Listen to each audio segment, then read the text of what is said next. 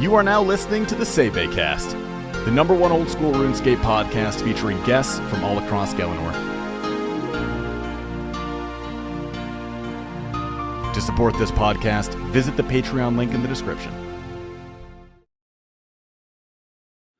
All right, welcome to the Sae Bae Cast number 101 with EVScape once again. EVScape, how you doing? It's super early for you again. I swear, every time we talk, it's just like some really fucked up time where you are, and it's totally chilling where I am.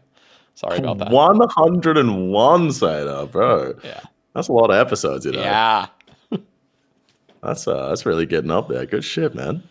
yeah, triple digits. It's really strange because I remember back, episode 20-ish, and I remember seeing other podcasters, just Joe Rogan. You look at him, I'm just bringing him up because everyone knows who he is, but he's nearly at episode 2000, which is that's insane. Yeah, just insane. But I also remember when it was in the triple digits, 800, 900, and just thinking like, Jesus Christ, like that is just so many episodes. And now that all of a sudden 80 went by and I'm in the triple digits, and I'm like, sheesh. Now I don't pull out like 3 or 4 a week, so but I'll never get up to like those crazy numbers. But triple digits. I'm satisfied with it. That's a lot going on. Like 2 or 3 a week. Like that's heaps. Oh yeah, it really is. Now, if it came to a time where, I could just fly in people and I had like a studio and stuff and it was just my full-time thing, hell yeah, I'd love to do 3 or 4 a week. That'd be fun as hell. Yeah, for sure. I got other stuff I need. I've got other avenues of stuff I need to do, streaming and stuff. So, well, yeah, I mean, like if it gets to the point where you can just do the podcast, like 3 or 4 a week doesn't seem like as much because that would be just like a full-time job. You know what I mean? It's just like you're working. Chilling. Yeah, that literally would be the dream. However, there's not enough OSRS people to keep keep the episodes going. But there always is venturing off into just gaming in general and just content creators that aren't necessarily RuneScape based. So who knows? Mm-hmm. Well, you know what? I say shoot for the stars, Sae. Why don't you ask Joe Rogan to come on your podcast? Just see what happens. Who knows? You know what though? Where I'm not going to be getting Joe Rogan on, but however, I've gotten Bodie on. Bodie's one of the kings, and you know what? I'm just going to spoil it. Should I spoil it here? I'll just say I'm going to be getting a big YouTuber on next month, which is going to be very. I guess I won't spoil the name directly yet, but I think you guys can imagine who it is. But yeah, I mean, eventually you reach the peak of OSRS, and then it's like shit, dude. Like, Who am I getting on? So like it's so strange because I remember back when I first started doing YouTube, like I'd be so scared to ask the bigger creators if they would like to get involved in like a video or an event. Yep. And then like as I became a bigger creator myself, it just became more and more obvious that everyone is literally just a fucking person. Like it's just art. Like people come to me with like hundreds of subs, not even thousands, and ask me to like be in their videos, and I'm like, yes, of course. Like I don't care how big you are. If you've got a good idea, I'm in. Yep, that's really what it is. It depends on the person's passion and just their quality of content. Now obviously I'm not going to go on to any single person's thing and just but when you see creativity and you see somebody's passion, you see somebody that's doing something that just doesn't have the followers, like the numbers for it, that doesn't matter. And I've seen the exact same thing that you just said. I mean, I remember just asking Bodie. I mean, even asking Solo Mission. This was like toward episode 30-ish. I was just like, dude, this guy's gonna say no. He's gonna he's not even gonna say no. He's just gonna not respond. But no, just so gracious. Every single person I've asked. Well, let me rephrase it. Every single person that's been on has graciously accepted. So, well, I think, speaking of Bodie, funny enough, the first time I invited him to a battle royale, he just completely aired me. And then my very next message was inviting him to the second battle royale, which he graciously accepted. Oh, that's funny. Yeah. But I forgot what I was going to say. I've just completely lost my train of thought. Now, I will say I have had people just not respond when I ask them to be on the cast. But I do the same thing. If somebody asks, for sure. I'm not going to say I get a ton of DMs, but I get DMs from people just asking about stuff or potentially inviting me to do something, not like be on a podcast or anything, but just do something. And I just sometimes read it and I'm like, I'm busy today. I just can't even respond to this or like take any time into it. And then I just forget about it. Yeah, So for sure. Hey, we're busy guys, so we're busy fellas. So busy, man. So busy. It's a hard life playing RuneScape all day, but someone's got to do it. So I want to talk to you about the tournaments that you've been running, the Speedrun Cup and all that stuff. Like, those are massive events. And I swear when I first got you on, the first like thing that you did, the first big event you did, you were like, I'll never do one of those again. And then all of a sudden you did one again. So how is that? And are there any big plans coming up? So I know I just asked a bunch of questions, but just go into it. Yeah, so last time I was on, I think we were talking about the Speedrun Cup when I was saying I'll never ever do that again. But that was what had happened there is just like the Speedrun Cup, we had no support from Jagex the first time I did it. Like I completely ran the entire tournament by myself, funded it by myself, you know. Obviously had help from Mason and Crusader Talent for the funding. But like everything was just off my own back and like I had no support. And it was just like so much time went into that to like watch all of the runs, organize all of the teams. Like, I don't know if you've tried to organize fucking 36 people to be in one place, but it's just like, it's awful. And like, I had people from heaps of different countries on different teams. Like there was teams with people from, you know, all over Europe and America and Australia. And like, they would have different times that I would have to be there personally to watch their runs to make sure they weren't cheating because we didn't have any support, right? So the hours that went into the Speedrun Cup for what I got out of it was just so not worth it to me. But the reason that we ran another one was because Hootie begged me, basically. He was like, bro, I want to do another Speedrun Cup. It was so fun the first time. He's like, I will do everything. He's like, I'll watch all of the runs. I'll do like all the editing, blah, blah, blah, blah, blah, blah, blah. All you have to do is cast it. And I was like, bet. Like, honestly, bet.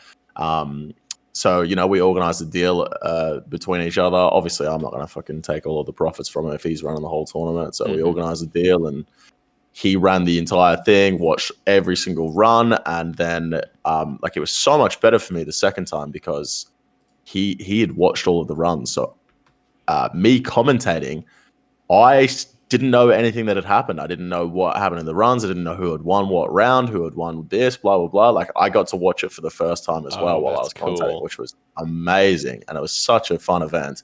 And then after the event finished, Hootie said to me, fuck that shit. I'm never running one of those again. I was like, yeah, you see where I'm coming from now. Like, it's not fun.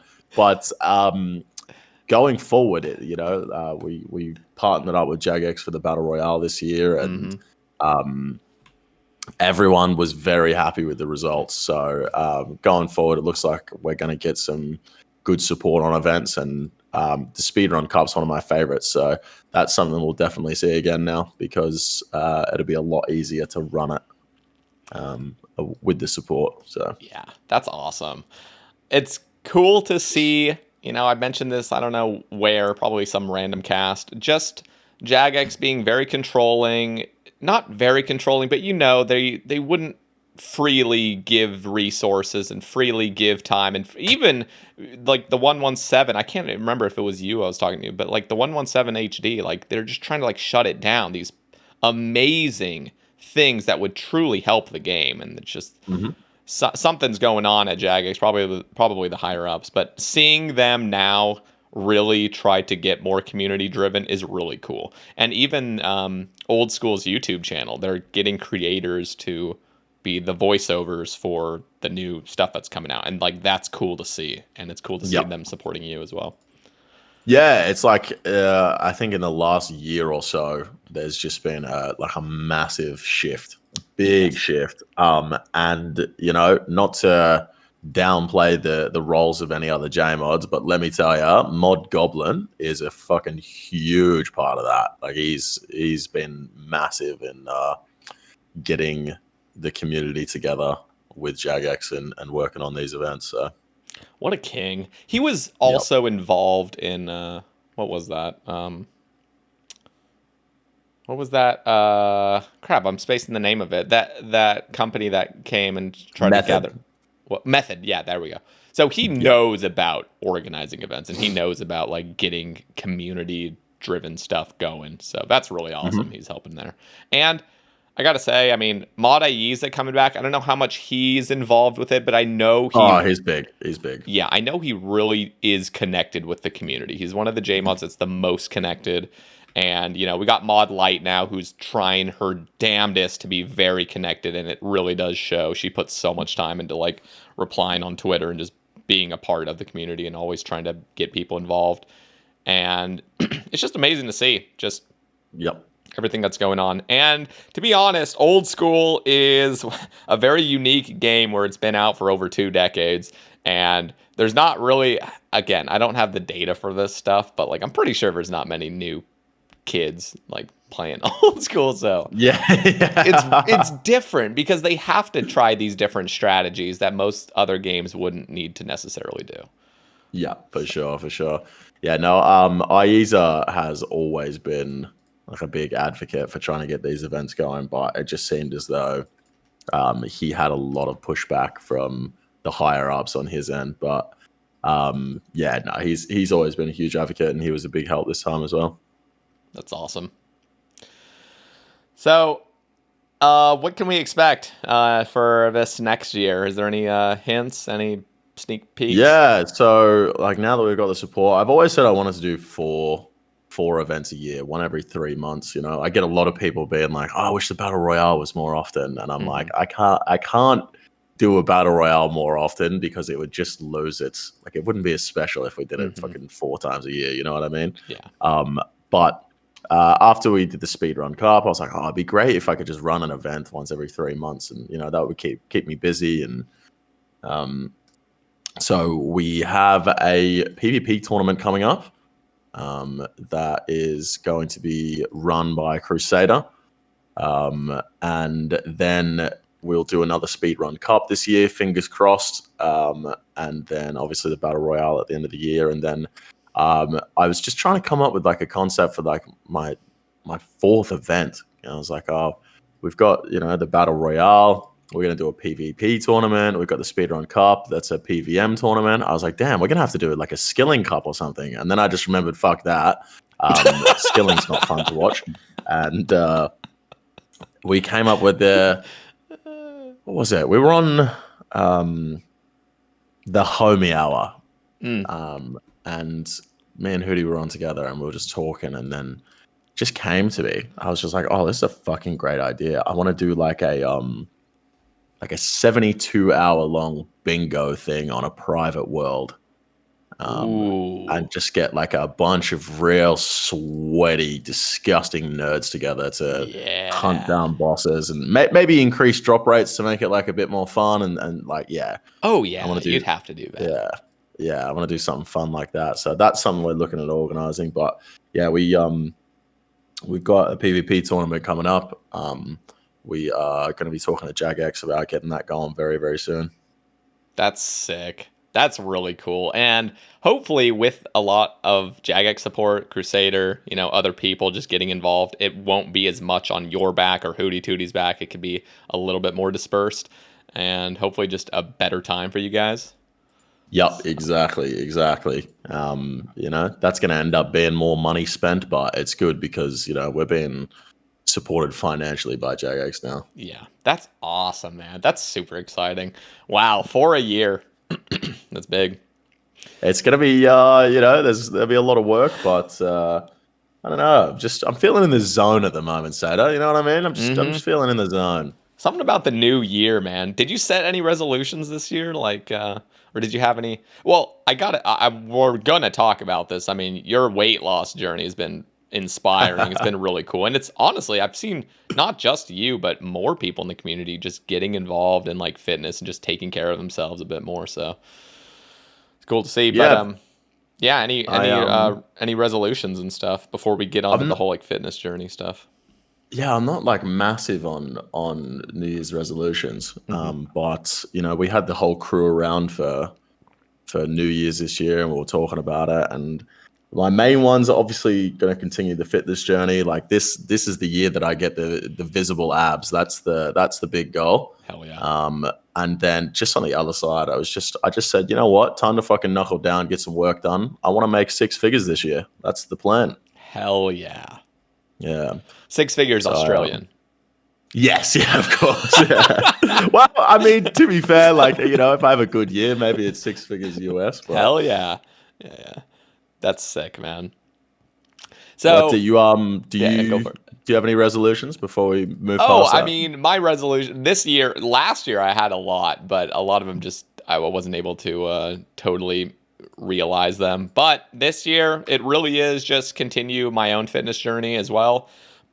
And as soon as I move, which I'm planning on moving in a week and a half back to Oregon, which is a 2,500 mile car ride, which is going to be actually a U-Haul drive. It's not even just a normal car. I'm driving a freaking truck because I got to lug over my desk and my chair and computer and stuff.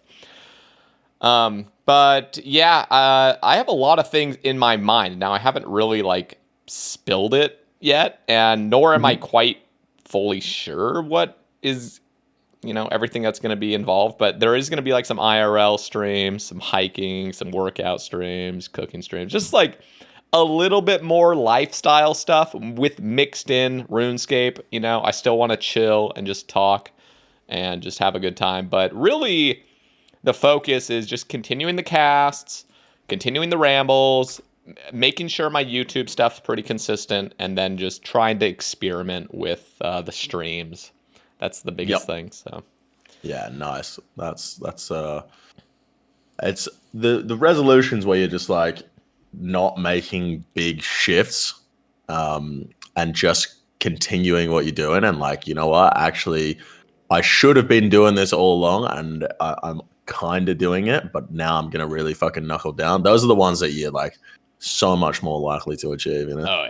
Oh yeah. So for those that I guess maybe missed the last episode, now if you guys have not checked out EVScape's previous episode, you gotta check it out. I was crying at some points, just laughing about this stupid poop story. Oh, no, not the poop story, man.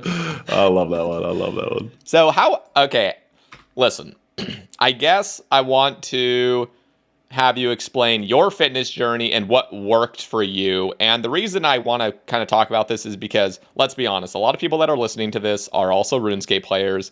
Probably a lot of them, not all of them, maybe not even half of them, but a lot of them do sweat a lot on their computer and just play a lot, and probably don't have great active lifestyles. I was one of them for a time. You might have been the same for a time. But what was the kind of key for you just kind of changing that mindset and being more active? And I guess for those that don't know, I don't know either, how much weight have you lost? Yeah, so big change for me. My weight sort of always just fluctuated throughout my life. I don't know what it is. Like sometimes I'll lose a bunch of weight. Sometimes I'll put a bunch of weight on. And it was always sort of just like I would have a goal in mind, and when I would reach that goal, I'd be like, all right, I'm done. And then all the weight would come back on, you know? It was just up and down. But it was weird. I always say it was when I got out of a relationship that I decided to just start kicking into gear. But it was like 3 weeks before the relationship ended, so it was kind of like already done in my mind. I was already ready to break up with her, and then so it was January 1st, 2021. I was like, all right, this is it. This is the year. It was a resolution, you know. I was like, I gotta get into shape, and started out at 133.5 kilos. I don't know what that is in pounds. Me neither. But yeah, I wish I did. Just don't. I think it's close to 300 pounds actually. Okay. I think it's like And 2.2 times, right? Something like that. yeah. So 133. Yeah, it's 300-ish pounds. So I was a big boy. Um, and I was like, I gotta kick into gear, and it's a slow grind, man. It's a slow grind. Like, it doesn't just happen overnight. Like, that's a big thing that I think a lot of people get wrong when they start their fitness journey. Is like they want results quick, and like it's a lot better to just go slowly over time. So it's been 2 years now. I'm currently down to 95, so down about 40 kilos. Jesus. And I've been down about 40 kilos. So I want to say about 6 months. I've just kind of been maintaining here. It's not where I want to finish, but it was nice to just take a little break from dieting really hard, and still keeping up the gym because like gaining muscle is another thing that I want to do. And it's hard to do that when you're just constantly cutting weight. But yeah, it's been a long journey, and the things that sort of work for me being a gamer, like when I say being a gamer, like I'm really not that sweaty. Like I'm spending at most like 8 hours a day at my computer, and probably 4 of those are actually actively playing RuneScape. But yeah, you just gotta find like strange shit you can do. Like I've got a standing desk that helps. That was a game changer. You're always just up burning some calories. And then recently, one of the big investments I've made cost me 300 Australian dollars. It was like $2 US for an under the desk treadmill. And now I hit 0 time cardio every day. Is it good? Because I've seen that, and I'm like, I don't know if this is just going to be like an inconvenience where I use it for like a few days as a novelty, and then I'm just like, this is like awful. It's good? So good. But the thing is, like, you get what you're expecting, basically. I'm not going to be able to stand on this treadmill, walking 4 kilometers an hour, and hit a fucking 8-way 0-tick barrage while I'm out PKing. Not with right? that attitude. That's well, yeah, obviously, but like that's just not going to happen. Like, when I'm on the treadmill, I can't do intense gaming, but like I'd still be able to solo a raid. Like, shit that I've done a million times before is still possible, but it's just like I can't do intense gaming. But the way I play most of the time, it's not very intense anyway. So yeah, it's a fucking game changer, dude. 0 time cardio, because like I would go to the gym and walk for an hour on the treadmill every day, and like now I just got an extra fucking hour of my day back. Like it's crazy. It's crazy. That's cool. I don't know necessarily if I'd invest in one of them, mainly because I have my own little like routine going. In fact, with my little like radio streams I've been doing lately, just in my little transition period, I have this mat in my room and a little mirror on my wall, and I will literally just dance around and just like do a little cardio workout in my room. So like the treadmill would almost be just like an inconvenience. But I will say, yeah, that 0 time, like with the gaming and the cardio, that's great. Yeah. Well, any cardio is good. Like even the standing desk, like literally just standing here compared to sitting, like that's extra calories you're burning throughout the day. But then also like the other thing that really worked for me is like, bro, like I'm badly addicted to shit food. Like there'll be weeks where like sometimes even while I was on this diet, like if I'll have one cheat meal and then I'll just get fucking absolutely off the rails, and I'll just be smashing takeouts nonstop like a couple of weeks. And like the other thing that worked for me is like food substitutes. So like I'm literally sat here eating like less than 2,000 calories a day, eating 3 meals, and every one of those meals is like a kebab or a pizza or like, just something fucking delicious. Yep. Just by cooking it at home and substituting out like the bad parts for much better ingredients. And yeah, that's been the big thing for me, because like I could not sit here eating fucking chicken, rice, and broccoli every single day. Like that's just not me. Dude, that literally bothers me. It bothers. Okay, now I'm not saying everyone's like me. So for some people, chicken, rice, broccoli, whatever can work for them for a while, actually. But for most people, they think when they need to get fit, they have to like throw all the good food that they enjoyed and literally start eating broccoli and rice and chicken with no flavor. I'm like, dude, you're going to burn out so fast. In fact, everyone does, because I did the same thing years ago where I was like, time to get fit. Just eat literal dry chicken breasts. Like, what am I doing? This is stupid. So bad. It's so bad. Yeah, it's not a great way to go about it. So you got to find something that's delicious. The biggest thing, at least for me, is just find a relatively good meal. So like for me, my breakfast is solved every day. It's a shake. I know exactly the calories. I know exactly the macronutrients, and it's fucking delicious. It's so good. It's delicious. So, you know, you just plan out something. Now I usually let my lunch and my dinner just be controlled by my appetite, mainly because I'm not actually looking to lose weight now. I'm just kind of like maintaining / trying to get some muscle on. But you still got to listen to your body cues, because God damn, if you are literally starving yourself, I mean, you're going to just start binging in a couple days. Like you will. Your body will not let you like live like that. 100%. And like everything's just going to be shit for you. Like your sleep quality is going to be worse. You're just going to be hungry all the time. Like, you gotta eat. Like, you know, to be fair, there's going to be some days where you don't feel like eating. Like personally, there'll be days where like I'm trying to sit on like 1,700 calories at the moment. But then like, for instance, yesterday I got up, started my live stream. I had a bad sleep, so I immediately got up and started my live stream and just streamed all day, and then finished up the stream. Wasn't even thinking about food. I was just hanging out with some friends. And then all of a sudden I was like, holy fuck, it's 7 p.m. and I haven't eaten. Have my dinner, go to the gym, and I go to sleep. And it was just like, barely ate anything that day. And it's just like, some days I'm gonna starve myself just by accident. You know what I mean? It's because your body isn't like craving it, so it's fine. You know, it's just like whatever. Yeah, exactly. And I take those days, because then there'll be other days where I'm like, I'm so fucking hungry, like I have to eat more than I'm like.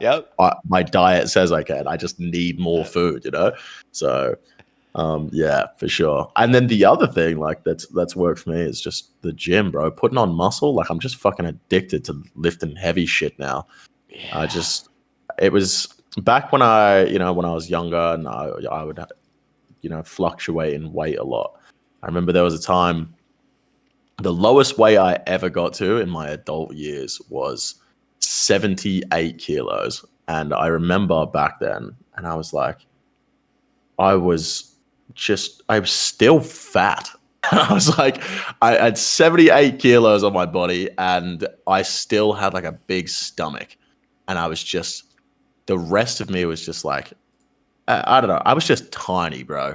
But I was like skinny fat. And now, like, that I've been going to the gym heaps and like put on this like heaps more muscle on my frame. Like I'll look back at pictures of me when I was like at my skinniest, and I'm like, look at my fucking arms, like they're noodles. And then I'll like look at it now, I'm like, holy shit, if I ever get down to like 78 kilos now, I'm gonna be fucking shredded to the bone. Like, you know?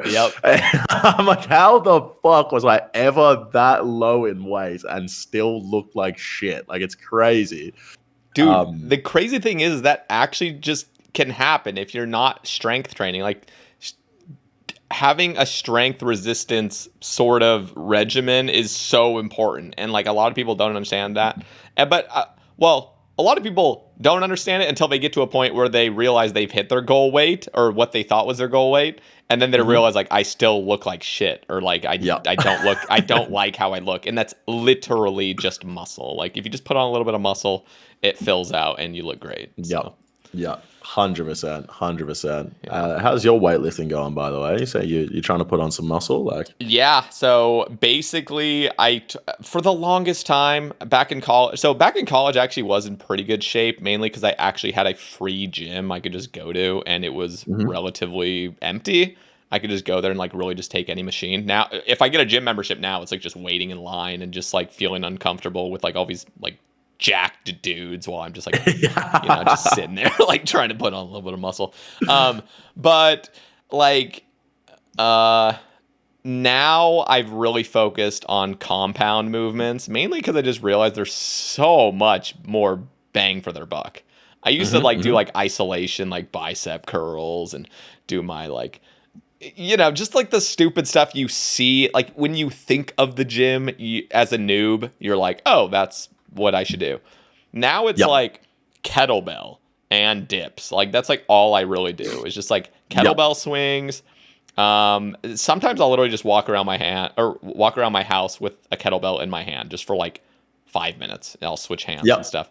And then I'll go in my room, I'll do some dips, and then I'll do like high knees. I'll do like super high intensity. That's what I've also discovered is like to get onto my fitness journey, it was very casual walking. And then it started being like jogging a little bit, mixing it in. Then it just became like running. I would just run for a bit. And now it's like super high intensity in my room, like high knees until I'm literally drenched in sweat. And it feels so good. But you can't just start like that. You have to kind of build your way into it. Yeah. But oh my God, the results and the way you feel afterward by doing actual stuff that makes you pant, it's amazing. Like I forgot about how good that is. So yeah. Well, it's funny that you say that because I am the exact opposite, Sae. Like I am the polar opposite of what you've just said. Like, once I realized that I could go for a run for 20 minutes, or I could go for like a brisk walk at an incline for 30 and burn the same calories, I was like, why the fuck would I ever run ever again in my entire life? Like, I would much rather go for a brisk walk. Sweating? No thanks. Like, that's not for me. When I was younger, I got really drunk one day, and I had a bunch of friends around, and one of my friends, we were talking about like this thing called the Melbourne Marathon, happens every year. And I was like, man, I reckon I could run a half marathon. And my friend was like, there's no fucking chance you could ever run a half marathon, Jay. And I was like, I could run a fucking half marathon, dude. I was like, give me 6 months. I'm going to run the half marathon at the Melbourne Marathon this year. And he's like, fuck it, I'll do it with you. And I was like, cool. He did not do it with me. And it got to the day and I was like, fuck this. I'm not signing up for the actual marathon. I went down the local football oval with a bunch of my friends. There was like 15 of them. They sat in the middle of the oval and I figured out it was 52 and a half laps of my local football oval to do a half marathon. And they sat there with a bunch of beers. And every single time I did a lap, they did a shot of beer. So I had all of my friends sat there and just got absolutely fucking blasted while I ran this half marathon. And when I was training for the half marathon, like anyone I would speak to that had done like a marathon or a half marathon before, they were always like, oh, it's the best feeling ever. It's the best feeling you'll ever have in your entire life. Once you finish up, it's just, it's elation. And I was just like, all right, I can't wait. I can't wait to get this feeling. I finished this fucking half marathon and I am just like dead. And I'm like, this sucked. I was like, this did not feel good at all. I got no runner's high. My fucking feet hurt. I just want to die. I'm so tired. And I like the next day, my legs were just so sore. I was like, fuck this. I was like, I'm never, ever running again in my entire life. Like intense cardio, no, that is just not for me at all. And then with the compound movements as well, like me personally, I'm just training for hypertrophy. Like I want my muscles to be bigger. So I'm sat there doing all of the, I rarely, if ever, do any compound movements anymore. It's all isolation exercises for me. So like, we're on complete opposite ends of the spectrum. But like, that's the thing. Like you got to find out what works for you. You know what I mean? Like you can't sit there and be like, oh, this is the one way you have to go about it. It's just like, everyone's different, and you especially need to find something that you enjoy. Yeah. And let me rephrase. When I say isolation, like I was still doing bench press. I'd still do like I haven't even been to a gym in so long. I'm forgetting the names of equipment and stuff, but just like going there. But what I would never do is really push myself, mainly because I would just go there alone. And so I wouldn't even have a spotter with a lot of these things. So I couldn't even push for failure. And so I would end up just leaving the gym kind of tired, just being like, okay. And that ended up becoming a routine where I would just go there just to kind of like mentally say I went to the gym.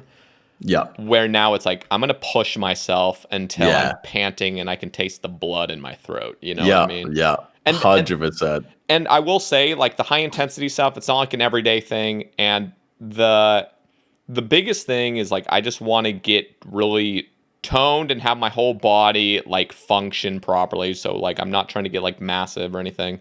But I will say, I mean, man, if you're just pumping big weights, which I don't have access to, that's the reason I'm doing a lot of compound stuff, is because it's all, like, calisthenics with a kettlebell and all this other stuff, pull-ups. But yeah, if I had access to, like, a gym with massive weights, I'd probably be trying to put on more muscle. But it's tough because the more muscle I put on, I feel like I would get an addiction to it, where it's like I need to keep putting on more muscle and more muscle. Yeah. You can't stop, you know what I mean?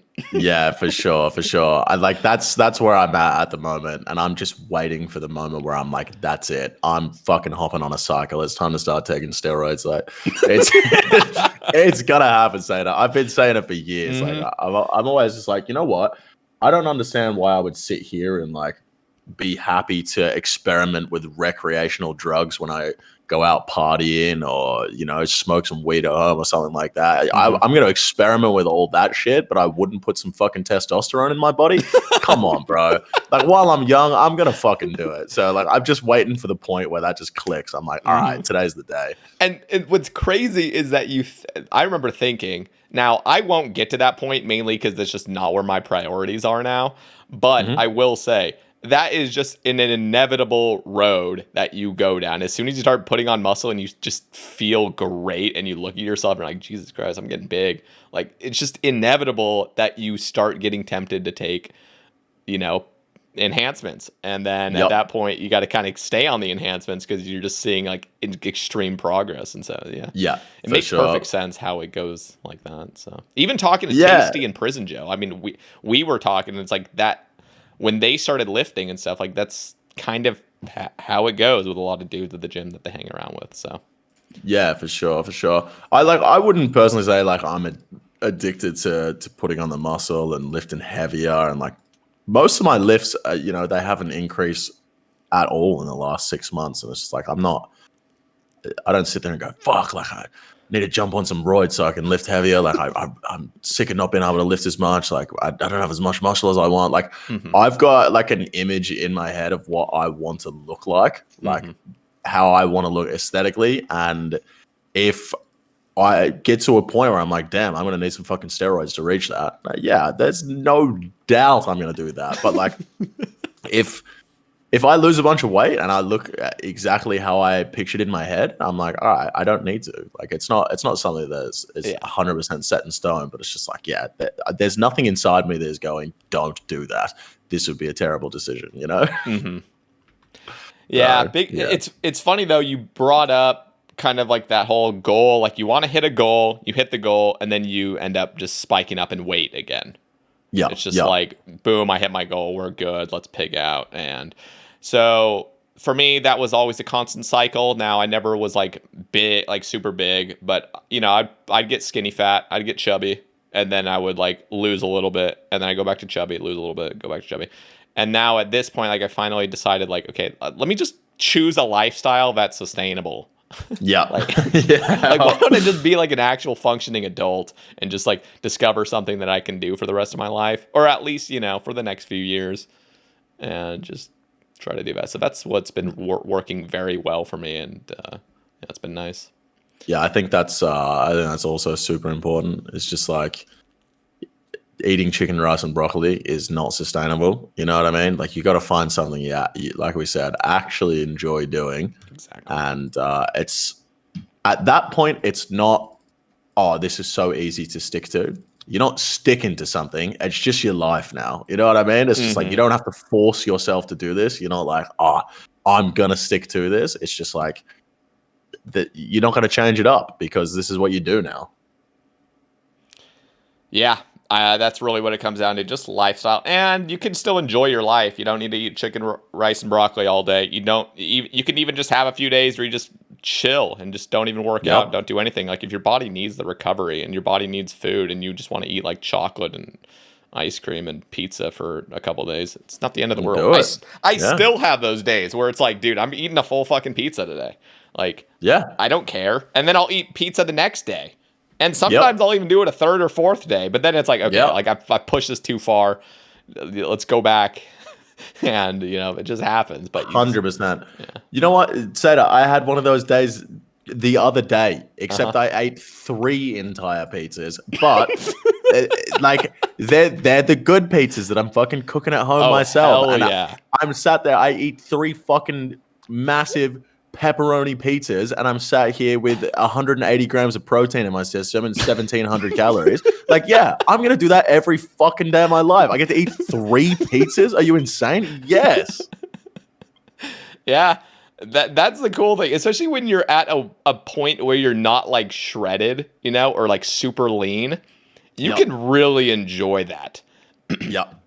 For me now, if 100%. I eat a lot of processed food, or if I eat any like, super sodium based stuff, like I will bloat up so bad to the point where like it almost leads to a vicious cycle. Like I'm already bloated and just feel like trash. Let me just like keep doing this. Yeah, but initially when it's just dropping weight, like, dude, you can eat whatever the fuck you want as long as it's lower calories. Like that's Yeah, 100%, 100%. The big thing for me is just getting that protein as well, because obviously, I'm still trying to perform in the gym, still trying to build the muscles, and you literally can just do whatever the fuck you want. But like as I get lower in weight, like I've said, I don't have a specific goal in mind anymore. It's just like, obviously there's this one thing inside my head of how I want to look, but that's just like a one-time thing. I just want to get absolutely fucking bone shredded one time in my life just to see what I look like before I just let myself go forever. You know what I mean? And not like let myself go, like get real fat again, but just like enjoy life again. Be healthy, have a little bit of fucking fat on the body, like. Yeah, that is very important. Is like you can get shredded for a couple photos, or just if you want to go to the beach, whatever. But you will hate yourself if you try to maintain that. Like you will hate yourself. Yeah, there's no way I could maintain that shit year round. I get absolutely shredded, get a fucking couple of OnlyFans photos, and then move on. All right, listen. C Engineer on the Twitter topics, he is asking, when is the next Jake Upton vlog? And we did mention that a little bit in the previous cast, but yeah. So last year they sort of just stopped. There was a whole lot going on IRL, and I sort of just lost the funk for a little bit with the vlogs, and then it's just one of those things where like it's been so long. It's something that I want to do like really bad, but it's just so hard to get back into. Just to like once I get back into it, it'll start flowing easy. But it's just getting that moment. Like I've moved houses, and I had all my shit in boxes, and like it was a lot of shit going on IRL, and then like even with the RuneScape videos last year, like I kind of fell off there, and it sort of just stopped for a little bit. But even like a bunch of my IRL friends have been asking recently, like, where the fuck's the camera, dude? Like, rip it out, start filming us doing dumb shit again. And I'm like, yeah, I need to. But I've got a holiday coming up at the end of next month, and I think that's going to be the big return. Film the holiday with the homies. We're going to Bali, 7 days, got a villa. Like, it's going to be unreal. So I think that might be the grand return, but I'm really excited to get back into it. Like it's so much fun, and it's been real nice hearing like a bunch of my IRLs be like, bro, come on, like get it out, let's film, because I always just felt like I was annoying the fuck out of them, just like constantly sat there with a camera, but they love it, because it's just like last year we did not the one just gone, but the year before, 2021, we did like, I had a big party at the end of the year. We did a vlog watching party where we just went back and watched every single video that we'd filmed that year. And it was so nice to just have all those memories of like our group and all the fun things we did. And we sat there just telling stories, and like the parts that didn't make the camera. And like, it was so nice to just look back on those memories. And It's good for my friends to just they get something out of the videos as well. It's just like they get to they have those memories, and it's nice. It's a good bonding experience. So you know what I mean? Mm-hmm. So what like is in your perfect? Let's just say like money is not the thing, or I guess money kind of has to be involved, but mainly because there would be things that you just wouldn't do, and if money wasn't an object anyway. But when it comes to content creation, in your perfect world, what is it? Is it like hosting 4 events and just having some mix in of other things, or like I don't know, like what's going through your head when you think of In terms of world? RuneScape, if money wasn't a problem, I wouldn't play. RuneScape would be gone. Like I would just do the vlogs all the time because, like That's what you enjoy the most. The number one thing I enjoy in life is spending time with my friends and building relationships and just having fun and experiencing new things and that's I want to get to a point where I can just make those videos and that will be my life, and it's just that's something that is going to happen. Like that's a guarantee. I said last time I was on, like I am going to do that. There's no fucking doubt about it. I know if I set my mind to something, it's gonna happen eventually. It might take some time, but yeah, that's what I want to do. So if money wasn't a thing, I wouldn't play RuneScape anymore. And it sounds bad, like, oh, you're just playing RuneScape for money? Like, yeah, no shit, bro. Like the game is so boring to me. Like, don't get me wrong. I like making videos. I enjoy it while I'm doing it. But if I can sit here and have the option of when you either imagine a perfect, what you would truly want to do. Yeah, it makes sense. Yeah, that's just like, it's not like I fucking hate making RuneScape videos and I'm only doing it just for the money. But it's like, if I could sit here and I could pick to either sit inside playing fucking RuneScape all day by myself, or going out drinking, or going on an adventure, or going on a fucking holiday with my friends, like I'm picking my friends every single day of the week. Like it's not even close. And it's just like, yeah, that's the overall goal, and that's what I'm going to get to. And like I said, with the whole New Year's resolution thing, it's just like, it's something I was already doing, and it's something I want to do more. And that's going to be one of those things that it's just like, I'm going to be able to do that this year because it's not like a big lifestyle switch, Well, shit, man, I'm excited. And I think it's really cool to just know what you want. I think maybe it's a little bit of projection, but I can see a lot of, I feel like I've talked to enough creators where I kind of get that feeling that a lot of people jump into content creation mainly because again, this isn't everyone, but some people, including myself, didn't have much else going on. And so it ends up being like RuneScape, like let me just try something. And then sometimes it works out.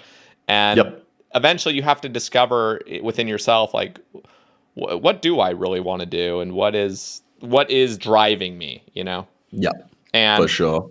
Just along the lines you were saying, like, I still enjoy logging in, but you know what I stopped enjoying was logging in and having to play RuneScape for 8 hours every single day. Yeah, exactly. Like, that was burning me out. And for a while, it was fine, because I had a mad addiction to the game. And then you get a little bit older and your priorities change a little bit and you realize, like, oh, I kind of want to, get healthy and maybe explore some different avenues of life. And so then you have to discover something else. So, like, for me in particular, I feel like grateful for what I've built, and I want to keep like a little bit of the RuneScape, charm and everything and this is in regards to my streams. But I don't want to feel obligated for no reason. And this is another thing that I felt that I was kind of talking on Based After Dark, is the feeling of like almost being boxed in, of feeling like you absolutely need to stream 5 days a week, 8 hours a day, playing RuneScape and doing something that you think people will enjoy, which is the worst. Exactly. Yeah. That's 100%. There is nothing I hated more than sitting there going like, oh, I want to do this today, but I am gonna do something I don't enjoy because I'm gonna get more viewers. Because I will get more viewers. You know what I mean? It's just horrible. Like, see, but and for people, so I've gotten a few negative I guess, criticisms based on a few of my casts recently, where we are kind of talking about this topic, where people are like, "Oh, you guys like don't even like RuneScape anymore." It's like, no, we're just being honest. I feel like it's better to be honest about where you are rather than just like lie and be like, "Yeah, I still absolutely love playing 8 hours a day, doing PV, the newest PVM thing, and trying to push up my numbers." So I'm just trying to be fully transparent here, and also I gotta say, like, when I first started content creation, just streaming, it didn't matter the numbers because I was only polling 3 viewers anyway. And I could do whatever the hell I wanted. And that was truly when streaming was its best, is when I just wanted to play the game and I wanted to talk to the few people that would come by. And then it ends up getting to a thing where you are making money, and that money kind of starts driving you a little bit. You know what I mean? Not completely, but you start seeing like, hey, this works. Now I'm going to keep doing this, and all of a sudden you're burning out, but you need to keep doing it to make the same money, which it's toxic. So it's a vicious cycle. It's a vicious cycle. But like it's so important. Like we said, even with the fitness thing, and especially in your career, like doing something that you enjoy is so important, because it's gonna make getting up every day so much easier. Yes. And yesterday it was a fucking stinker of a day here in Australia yesterday. It was like 37 degrees Celsius or something. I'm gonna make the I'm gonna make the translation for you here. Okay, let's do it. Yeah. Celsius to Fahrenheit. 37 degrees Celsius. It was 98 yesterday. That's hot. It was a stinker. Hot. And we'd recently put up like a little just builder pool in the backyard. Like, it's not tiny, but it's definitely not massive. And I was like, fuck it, I feel like jumping in the pool. I'm going to throw up a little IRL stream. And my friend was over.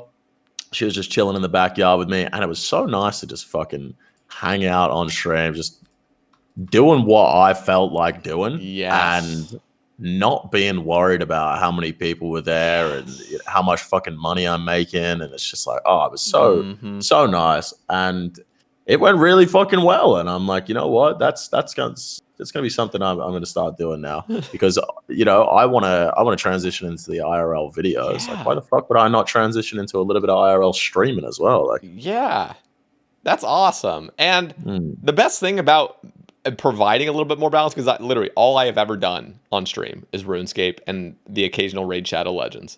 That is it. And it's like, dude, if I were to just mix in a little bit, I don't need to just abandon any stuff that I've done. What I need to do is just find a good balance and find stuff that I actually want to do and mix it in. And I've for years kind of neglected that part. Yeah, so, for sure. Yeah, it's definitely all about finding a good balance, Exactly. Sometimes you got to put your head down and grind and do shit that you don't really want to do just to progress your career, but you cannot fucking do that every single day. Mm-hmm. All right, we got some Twitter topics, so we're gonna cover a few. I want to go on to the one that you had retweeted real quick, just so I don't miss them. So, Mav asks, "What's your third favorite movie?" My third favorite movie.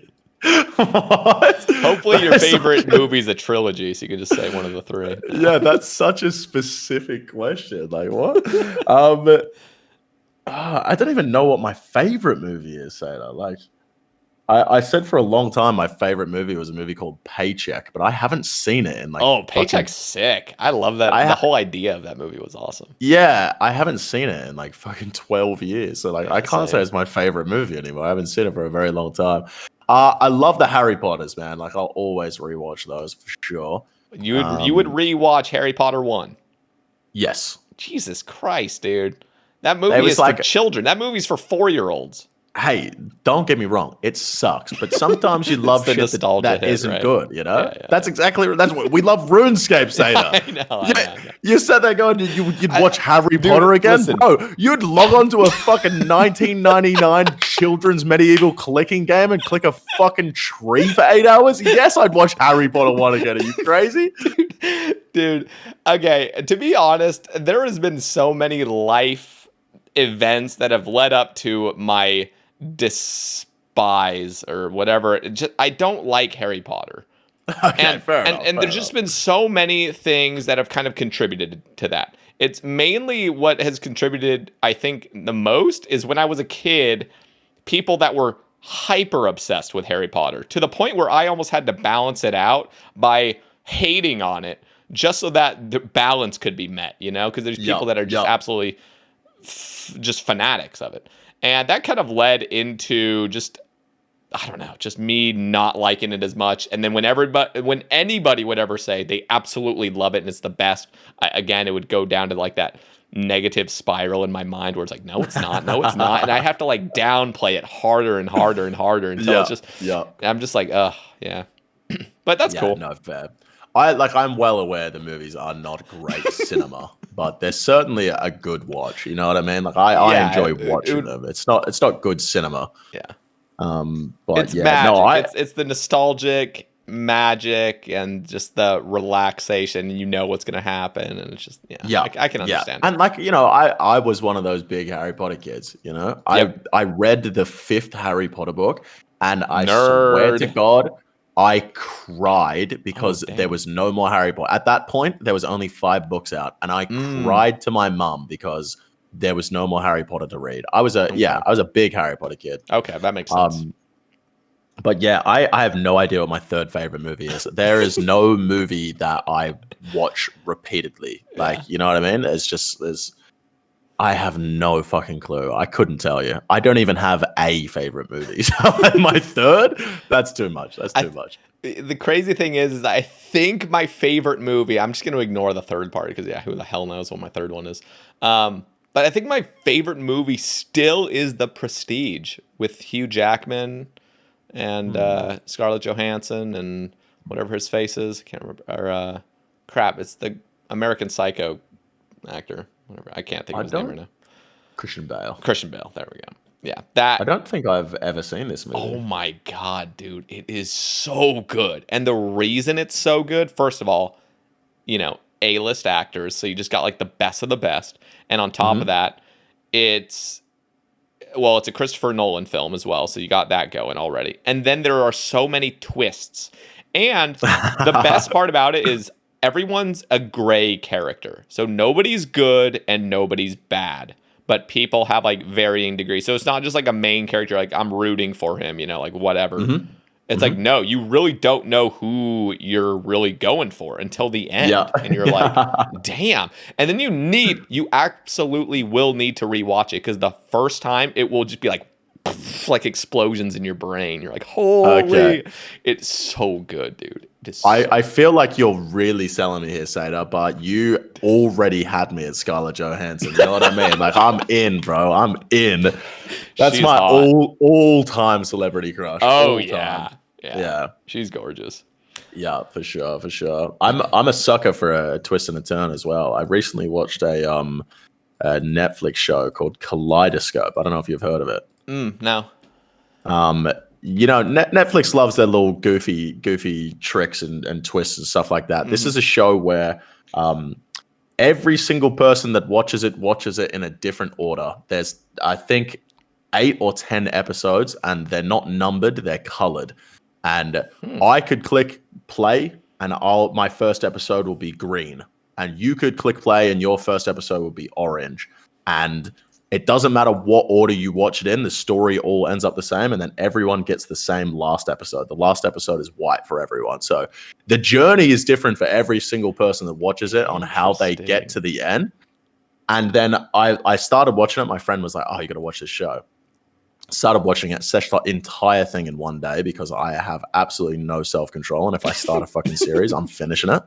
And got to the end, and the fucking plot twist, man, I lost my fucking mind. Oh, shit. And I was like, it's definitely, you got to put it on your watch list, man. Kaleidoscope. That's just what it's called. Kaleidoscope. Yep. Okay. But yeah, I'm a fucking sucker for a plot twist. I'm always the guy that's like trying to figure out what the twist is going to be. Yep. I'm like, this guy's definitely the bad guy, or this guy's going to happen, like this is going to happen. And I'm never right. So what you got to do is just say the opposite. So then you'll always be right, you know? Yeah, exactly. But then I do that. I say the opposite of what I'm thinking, and I would have been right that time. Yeah. That's funny. Oh god. Gets me every time. Yeah. All right, I'll check out Kaleidoscope. You check out the Prestige. You will absolutely. All right, yeah. That sounds like a it up very on my interesting monitor. concept, though. I wonder if my brothers have seen that or know about it, because that'd be cool if we Yeah, all three watched it. it's so fun, man. It's so fun. All right, Luca has a thing. He just says, "I ask when." Yeah, okay. As soon as you said Luca, I knew exactly where that was going. He's a bloody handsome boy. That one. One of the people I've met IRL from Australia. Actually, I went up to Sydney because Ron Plays Games was coming over for his sister's birthday. And he was like, "Bro, I'm gonna be in Sydney. You should come over." So I flew up to Sydney, and while I was there, I was like, "Yo, Luca, let's catch up. Let's have an IRL. Let's have a little meeting." And we had a nice little night out. Luca and Big Jed Rose, and yeah, Luca's he's a good boy. One of my favorites for sure. Oh yeah. But when did I ask? You know. All right, Evmeister asks, "What is the best?" I'm surprised he didn't say third best. What is the best? What is the best purchase you've made in the past year? It's the under-desk treadmill, bro. It's not even close. That's easily the best purchase. It's not even close. Like that's definitely. So does it just not have the thing standing up where you could like have the controls? It's just a flat thing. Yeah, it's remote controlled and it doesn't have any rails. It's just the bottom part of the treadmill. Okay. Yeah, so it's just it's OP, bro. Like zero time cardio cannot be overrated. You know, it's great. Dude, I'm wondering like when they'll come out with like a multi-directional treadmill headset, and you're just like playing. I don't even know, like playing like GTA 5 with your GTA 6 at that point with your headset on and running around on this multi-directional like treadmill. Like, dude, can you imagine? Everyone would get mad fit if there was a super addicting game where you're just booking it, you know? You know what? Yeah. That is going to be so fucking dangerous, Seda. Because if you think about it, all right, I really want you to think about it. Okay. The amount of like real fucking sweaty gamers that just sit there and play video games for like fucking 20 hours a day and they're just like sickly thin. And then you want them to be doing fucking 20 hours of cardio a day, they're going to die. Like, I know. It's dangerous, bro. You got to eat, man. Eat. This will teach them. You know, they'll be on their, you know, they'll be like freaking sent to a hospital, and then they'll realize like, oh, I can keep playing all this, but I gotta like, you know, put some diet, like actually have a proper diet in. So. Yeah, exactly. No, I think that'd be great, man. Like it'd be the zero time cardio, then it's going to be absolutely huge. And like cardio is always so much better when there's an end goal. Like I would never ever run recreationally again, but I would play a sport. You know what I mean? I'd run around, kick the footy, do a bit of ultimate frisbee. Like it doesn't feel like you're doing cardio when you're having fun. You know, just chilling. Yeah, for sure. But no, the under desk treadmill is definitely the best purchase. I'm trying to think what like the second best one is because that's just boring. We've already talked about it, but I don't really. It's not often that I'll make a big purchase. You know what I mean? Like I'm definitely not boring with my money. I spend a lot of money on drugs and alcohol, but like, yeah, I haven't. There's nothing huge that I've spent. I'm like looking around my room and I'm just like, what the hell did I buy? That was a good purchase. Yeah, that's what I'm literally doing that right now. Like what? I'd probably say, honestly, like. Yeah, I have no idea. Maybe my kettlebell that was $35. Yeah, I have no fucking idea. That has been a life changer. I mean, seriously, like kettlebell, there's a lot of stuff you can do with it, and it's it's so versatile, Yeah, I don't know, man. I think you know what? This was a big purchase. I spent $100 buying a bunch of new jumpers that I knew I was never going to wear because 3 of my closest friends are female, and every time they come over to my fucking house and it's cold, they'll steal one of my jumpers. So you know what? I got a whole bunch of jumpers that I don't want, And now I never lose my fucking jumpers anymore. Hell yeah. Genius. Yup. Okay, I guess we kind of touched on this briefly toward the beginning, but Flo the Gamer asks, how tough was it to get Jagex support this time around? Going back to the whole event thing. This time around, it was fucking simple. Like, it was the easiest thing in the world. But like, the journey to get to this point where it was easy was just awful, dude. It was awful. Like, we first ran the Battle Royale in, I think it was 2019 was the first Battle Royale. I didn't even message Jagex at that point. I was such a small creator. Battle Royale 2, there was 6 months of back and forth just to get the private world. And like, I went to them with a list of things that I wanted. Like, the first time we worked together, I was like, yo, I want some money. Like, I want you guys to do the prize pool. I want like advertisement. I want you guys to retweet my shit. Like, I want to upload my trailer to your YouTube channel. Like, all of this stuff. There's a big list of things that I wanted. And they took the big list of things that I wanted and they were like, we'll give you the private world. That's all you're getting. Jesus. And I was like, I'll take it, man. Like, I'll take what I can get at this point. It's better than nothing. And then it was the same thing the next year. It was just like, guys, like, you saw how fucking successful last year was. We peaked at 12,500 viewers on Battle Royale 2. The video at that point had like 1.3 million views. It's just like, Yeesh. Give me some fucking money, dude. Like, it's crazy that I have to fund this myself. You know what I mean? And it's just like, I say fund this myself and it sounds like I'm fucking taking money out of my own pocket. For starters, Battle Royale 2, I did do that. It was $5,000 prize pool. We didn't even have a sponsor. That was straight out of my pocket. I was like, give me some fucking money. Like, how hard is it? It's $1 billion company. And like, this event is doing so much for the game. How hard is it for you to just put the prize pool up? But I had to, once again, like, you know, I had to do the prize pool for Battle Royale 3. Thankfully, at that point, you know, I was working really closely with Mason. Shout out fucking Mason at Crusader Talent. Shout out. Let me tell you, there is no fucking Battle Royale without that man. And he got that sorted and we had the biggest prize pool ever. And still, just no support from Jagex. Like, not even a fucking retweet said it. Like, at that point, they had organized. Want to know why? Like, yep. Or wait, why? No, I just realized what we talked about was before the cast. Keep going. Yeah.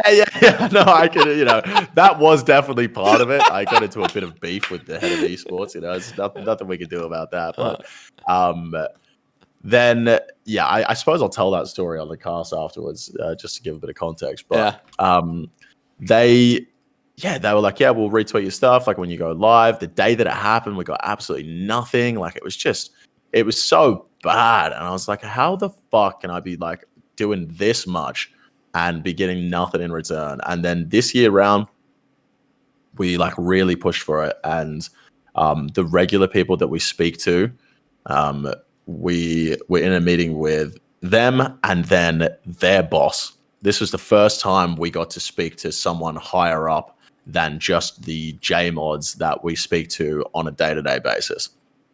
And the meeting essentially went like this. I came in and I was like, hey, you know, we've had the private world before. Obviously, we want that again. I was like, I want money. I want retweets. I want advertising. I want all this. Like, we need to work together. Like, if we're going to do it. And the higher up guy was just like, yes. He's like, no fucking brainer. Yeah, have the money, have everything. So we were literally begging on my fucking knees for years to get a crumb of support. And they gave us the whole fucking sandwich. Like, it was so seamless this year round. That's cool. Let me tell you, with the extra money that they gave us, obviously we had a fucking massive prize pool, $20,000 prize pool this time, like the biggest prize pool we've ever done by a big margin. And then also, like, the extra money that I had just made things so much easier because I could pay so many more people to help us out. Like, Battle Royale 3, we had, I think, 2 people in the back end during the event like changing around people's perspectives and telling us what was going on. And like they were running around like fucking headless chooks, telling us what to look at. Because obviously, when we're casting, we need to be told, you need to be watching this right now. So and so is doing this thing. This time around, I could actually fucking pay people to sit in Discord calls with the like creators that were participating, and it was just like we had one person for every 2 teams, and it was just so much more seamless. There were so many things that we didn't miss this time around. It was just like, oh, having that extra money is just so much better, and it's so much better for the event as well, because I don't have to sit there and go, oh, we've done the old school battle royale, but beforehand, check out fucking Raid Shadow Legends. You know what I mean? I can sit there and go, it's the old school fucking RuneScape battle royale. Shout out Jagex, and it's just so much better for the event to not have to sit there and fucking sell my soul to the devil to just fund something. You know, it's great. But yeah, it was so much easier to work with Jagex this time around, and like, after the event, like we've spoken, and like everyone's super happy with how it went, and yeah, we're chuffed, and it's going to be very easy going forward to work on other events with them as well. Awesome, that's so cool to hear. All right, Evil Twigster asks, favorite event someone else has hosted? Oh, Killing All Games. It's not even close, man. It's not even close. Like nothing would even come anywhere near comparing to Gillinor Games. It's just it's too good, and like I think Gillinor Games is fucking 10 20 times better than the battle royale. Like you can't compare. Soup is just a fucking genius. It's cool. You know what the best part is like anybody that's in their late 20s now playing RuneScape, we all kind of grew up with that reality TV show kind of stuff, like Amazing Race and all that stuff. And it's got that vibe, you know what I mean? So it almost is like it's the nostalgia hit of that mixed with RuneScape, mixed with all your favorite creators. It's just awesome, you know? Yeah, it's great. And it's so fun because like I remember RuneFest 2019. We had just done the battle royale, and Soup and I were sat at a pub in Farnborough, and he was like, "Oh man, the battle royale's so sick! Like, I want to do a big event like that. I've had this idea for ages." He's like, "It's just like Survivor, but it's RuneScape," and he was telling me about it, and I was like, "That is fucking sick." I was like, "You definitely should 100% do that. It would pop off." And then I didn't even fucking get invited to the first season. Like, come on, Soup. You're going to sit there drinking beers with me at a pub in fucking England, of all places, tell me about this incredible idea, and then not invite me? Like, what the fuck? But it's so cool to just see, like, have that memory of him telling me about this idea and see what it is today. It's just like, I got to see the whole thing pan out from that original idea. It's just, it's super.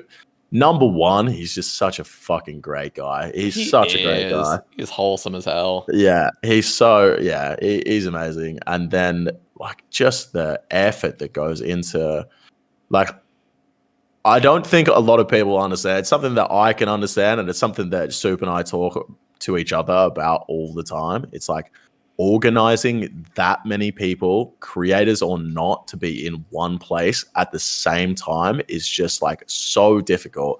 And he has to do it for however many weeks there is in Gillinor Games. Like, he has to get that many people together and organize them, and it's just so much. And like the recording and shit like that. I remember after the battle royale, I hit him up and I was like, bro, before the battle royale, I get into like a voice call with every single person that is participating. I make them share their screen, and I go through their OBS settings, and I tell them exactly how to have everything set up to the fucking T to make sure everything, audio, visuals, everything is absolutely perfect, exactly how I want it. And I set them up for them. Every single person in the battle royale, I personally set their OBS up for them.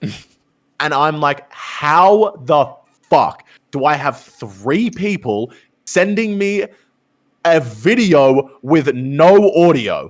I set this up for you. Why did you change it? I was, you know what I mean? And I'm just like, I would sit there with Soup and I'm like, bro, how does this fucking happen? And he's like, dude, he's like, there's been weeks in like Illinois games where people just haven't even recorded their perspective. And it's just like, I'm like, I know, dude, it's so hard. But like the effort that he puts into it is just like, it's fucking unrivaled. Oh, and yeah.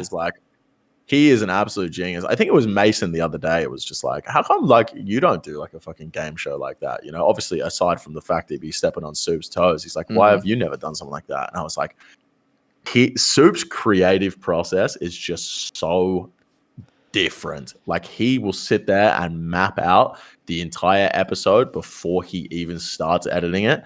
And I'm the kind of guy that is just like, film now, think later. Like I can't map shit out. Like I could never ever do what he does. And yeah, he's just too good. It's the creativity, and it's just the super hard work and dedication. I mean, that is so many hours.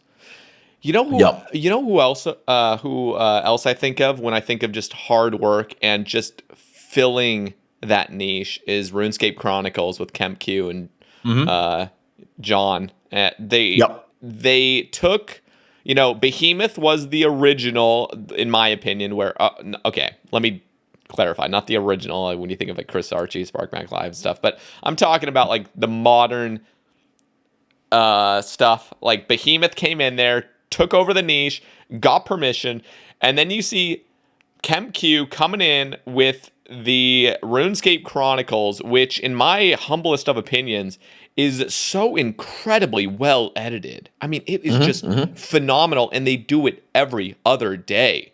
I mean, I was talking to him on the cast, and it's like, this is no joke. I mean, this is literally an 8-hour shift of getting everything together, creating a narrative, putting the edits in, and it's just top notch every goddamn episode. It's crazy. And so it's that mixture that really breeds success, is like, you got to work super hard, super passionate, and be very creative with it. For sure. Soup's got I think I think what Kemp has done there is he's essentially just made a YouTube channel a business. He's like, hey, I'm going to start this fucking business. I've got my employees.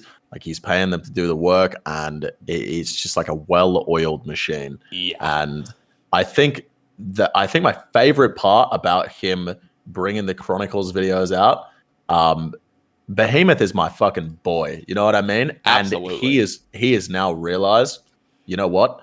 I got to start fucking putting some work into thumbnails. You know what I mean? He's just going, I can't sit idly by, because he's just going to get absolutely fucking smoked out of the water because of the amount of time that goes into the RuneScape Chronicles videos. Like, there's a fucking editor full time on the staff, that is editing these videos. And obviously, Behemoth is just one fucking guy sat in his bedroom with his family and kids, like fucking trying to put these videos together every day. And it's just like I think he's just realized he's got to put a little bit more effort in, and it's fucking great to see. Like he's definitely got his thumbnails have been updated, and there's a little bit of extra editing going into the videos now as well. And it's nice to have that competition, because he just did have like a complete monopoly. It's just he's the only one doing it. And it's just like, at that point, he could let the content slip, because the people that were watching it are just going to watch it anyway. Exactly. Like, he doesn't need to. Yeah.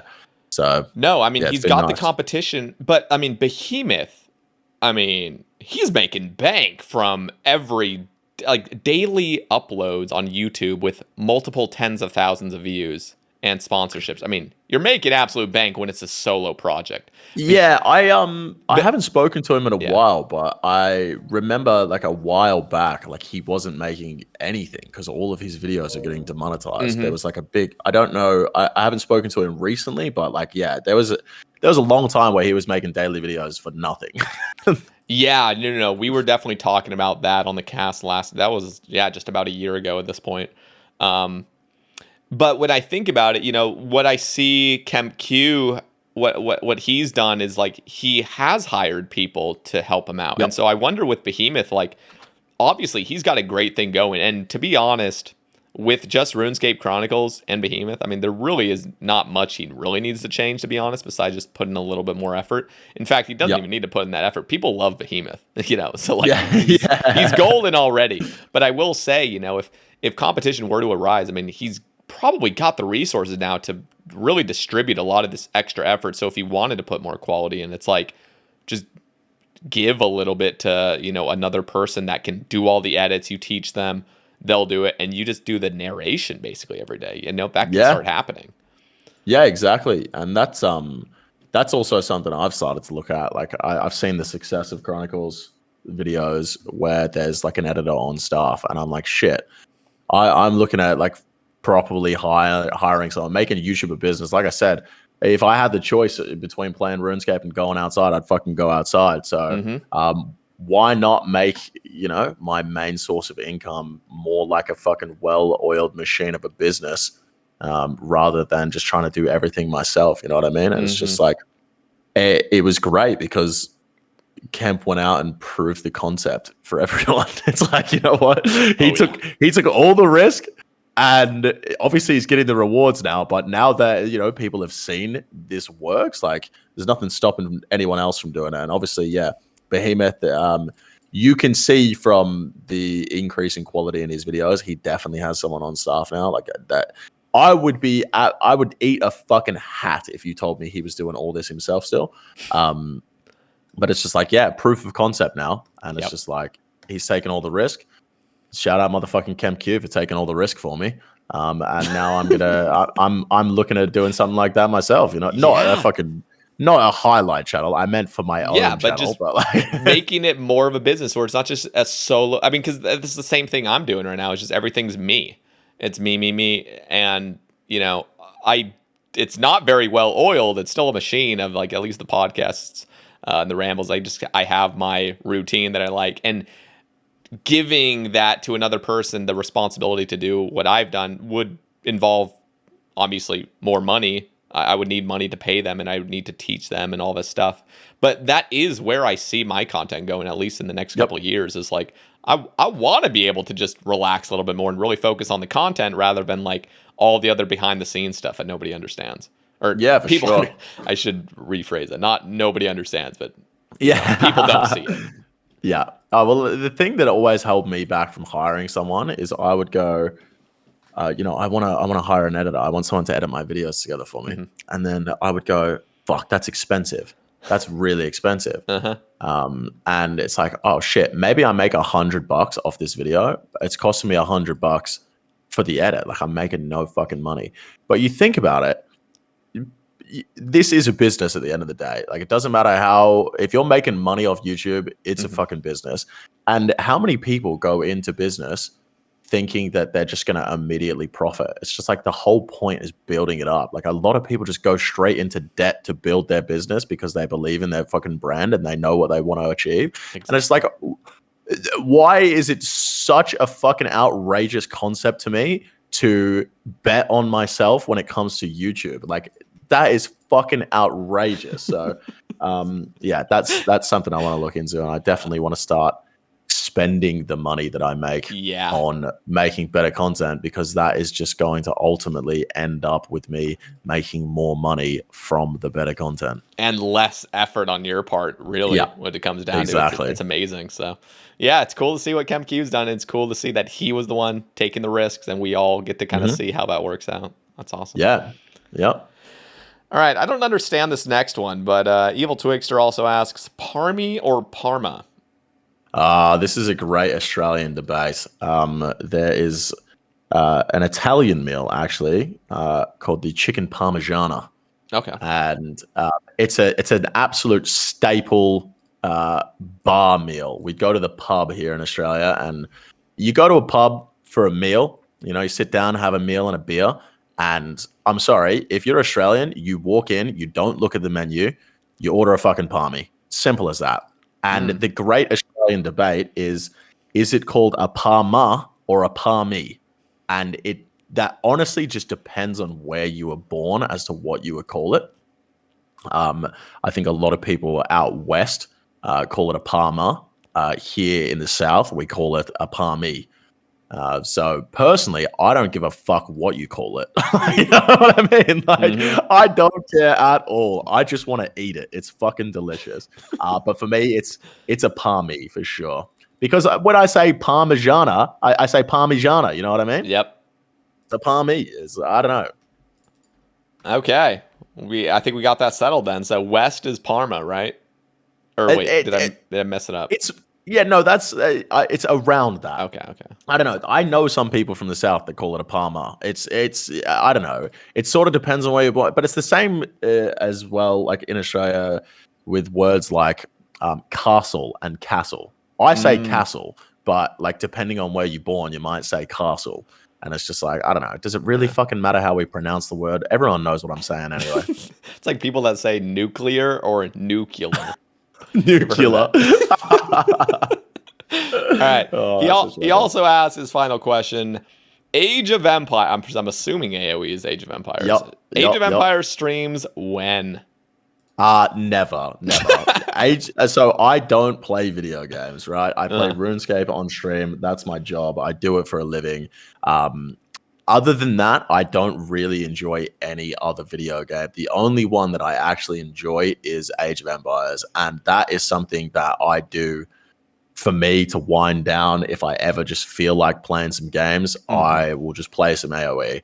And I don't want that to become a stream thing because you've seen one of RuneScapes.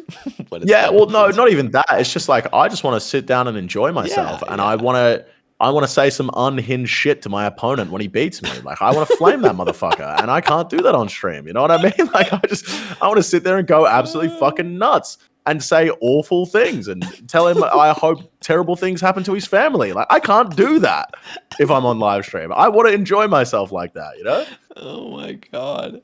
Wait, which Age of Empires? Is it 1 or 2 or 3? I play Age of Empires 2, yeah. Yeah, 2 is the goated one. Well, it's crazy because like most people play that because it was a nostalgic game from their childhood. I didn't play it for the first time until 2021. Like, the first time I ever played it was on stream. Herb, Ron, Skidler, and I were looking for something extra to do outside of our like group Iron Man series. Like, you know, we play some other games sometimes, and Perp, Big John was like, "Oh, we should play some AoE," and Ron was like, "Oh yeah, I used to play that. I was a kid. Let's play some AoE." And John had recently come from having no internet for 3 months. His internet was out because of we had some real bad bushfires here in Australia, and he couldn't stream. And all he was doing was playing Age of Empires against the AI. Like that was the only game he had. He had no internet. It was already on his computer. He was just playing Age of Empires against the AI. So he's like, "Yeah, I've been playing heaps of AoE. Let's play some." And we fire up a game, and I was like, "John, I don't know how to play this game. Like, what are the buttons?" He's like, "Oh, you'll learn as you go. You'll learn as you go." And it was 1v1v1v1. Like you were all against each other. There's no teams or anything like that. And none of the rest of us knew how to fucking play the game. Ron played it when he was a kid. No one knew the buttons. No one knew what the fuck you were supposed to do. And obviously, John just fucking stomps us all. Like he absolutely destroys us. And he sat there and he's just like, "You guys are fucking shit. You guys fucking suck." And we're just like, "Bro, you didn't even tell us how to play the fucking game. What do you mean we're shit? Obviously we're shit. This is our first time. You just spent 3 months grinding this shit out. Obviously you're going to fucking destroy us." And that just pissed me off. I hate that little cunt's ego, and I've got a bigger one. So I said, "You know what? I'm going to spend the next 2 weeks absolutely session out Age of Empires. So the next time we play it, I'm going to stomp the fuck out of him." So I spent 2 weeks grinding. I was watching YouTube videos, getting better, playing heaps. And I got to a point where I'm like, "Oh, I could easily fucking beat this little rat now." And he never, ever played against me again. Wait, as in like you didn't even get to play him and beat him? I did not get to play. I was like, "John, let's play some AoE. Let's do a little 1v1. And then like I did end up playing him this probably about 3 months ago, and obviously absolutely fucking stomped him. It was nice to get that. Very nice. Yeah, get that little bit. But yeah, it was just so funny. It's like, he's such a little rat, you know, sat there flaming us for how bad we are in a game we've never played before. And I was like, "No, I can't deal with this. I gotta get him." So going off of that, there's actually a topic here from PLM Bra. He asks, for new viewers, how did your friendship with Perp, Skidler, and Ron start? So, Perp and Ron and Skidler were already like a little trio. They Ron used to have this thing called Fishbowl Fridays, and he had Elliot on a few times. And the whole premise was they would play like little games within RuneScape, and the loser would have to pour some alcoholic beverage in a fishbowl, and then the overall loser for the day would have to scull their entire fishbowl full of alcohol or something along those lines. I can't remember what it was. And it used to just be like this wild, most fucked up thing you'd ever seen in your entire life. And like there was times where like there's a picture going around of they did like a dress up one week for Fishbowl Fridays, and Elliot was dressed up as like a pharaoh. And he is just covered in vomit. Like he ended up just throwing up all over himself. And he was saying, like, because of the time zone difference, it was Friday night for Elliot, but it was just like Friday night for Ron, but it was Friday morning for Elliot. Mm-hmm. And he was saying he was just absolutely fucking off his guts, plastered, throwing up all over himself at 9 o'clock in the morning. And God. His parents were just sat there like having breakfast. So Ron used to do that with Elliot, and then Perp sort of just slid in with them. And I remember one day I did a live stream, and I was looking for someone to host afterwards, and I had some back and forth with Perp before. Us both being Australian creators, he sort of in the beginning I just gravitated towards other Australians because it was comfortable, and he was doing some raids one night with Ron and Elliot, and I sent over the host to John, and I was like, fuck it. I just said to him, I was like, what's a man got to do to get in on these raids? It looks like you guys are having a fucking hoot of a time. And John said something along the lines of, this is when I was going for my Infernal Cape. This is 2018, maybe even earlier. And I was trying to get my Infernal Cape. And he was like, yeah, you know what, mate? I reckon you get that bloody Infernal Cape, we'll have you along. And next thing you know, I got the Infernal Cape, and that, I was like, let's do these fucking raids. And all of a sudden we became a foursome, and it was just, the chemistry was just fucking insane because we're all just charismatic, goofy drunks. So we would just get on, drink, get absolutely drunk, like tell stupid stories, make fun of each other, and we would just like do raids and just fuck around. And then that's how it started, and it kept continuing into, we're all funny guys, and we like hanging out together. Let's do some series, and we do like Max Cash from scratch. And then we had the original group Iron Man. I was like, boys, we should do a group Iron Man. I think it's going to pop off. And we started the group Iron Man, and it did. And as all things do, like RuneScape's fucking boring at the end of the day, like especially for a bunch of fun guys like us. We just get bored of playing RuneScape, and we'd much rather hang out and do random shit. And, and then it sort of just got to the point where like, we've all started to, I guess, drift apart just because, the series were fun, but like it gets boring and it's hard to keep the content up, and we all want to do our own thing. And at the end of the day, we all sort of need to do our own thing to continue growing. And it was really bad for my YouTube channel to like start a series and not finish it. So it was like, I can't really get involved in those series anymore. And all the boys want to do their own things creatively. And it's just, we sort of just started drifting apart. So we don't often do anything together anymore, but we still got the group chat going, and we talk from time to time about jumping on and playing some games. And where there are times where we'll just randomly have a day, we're like, oh fuck it, boys, let's jump on and have a couple of beers. Or like John's birthday this year, we all jumped on Discord and had a couple of drinks with them. Like, we're still mates, we still hang out sometimes, but it's just something that happens. It'll happen IRL with your high school friends or your uni friends or something like that. You just you grow up and start drifting apart, and it happens. But if you're not getting closer, you're drifting apart. Yeah, exactly. And it's obviously hard. We're all from different places around the world, and it's just it's hard to sync up a time that works for everyone else. But yeah, no, still some of my best friends. We don't talk all the time, but yeah, there's some good boys. All right, here's a topic just a question. I'm unfamiliar with this. So Really Good asks, when is the next EV165? What is that? Shout out Dan. He's one of the OGs from my Twitch channel. Hell yeah. EV165 is a bit of a meme. So that was the year that I tried to do a video every single day. I called it EV365. Oh yeah, we talked about this on the last one. Go for it. Yeah, I ended up stopping 165 days in, so everyone started calling me EV165.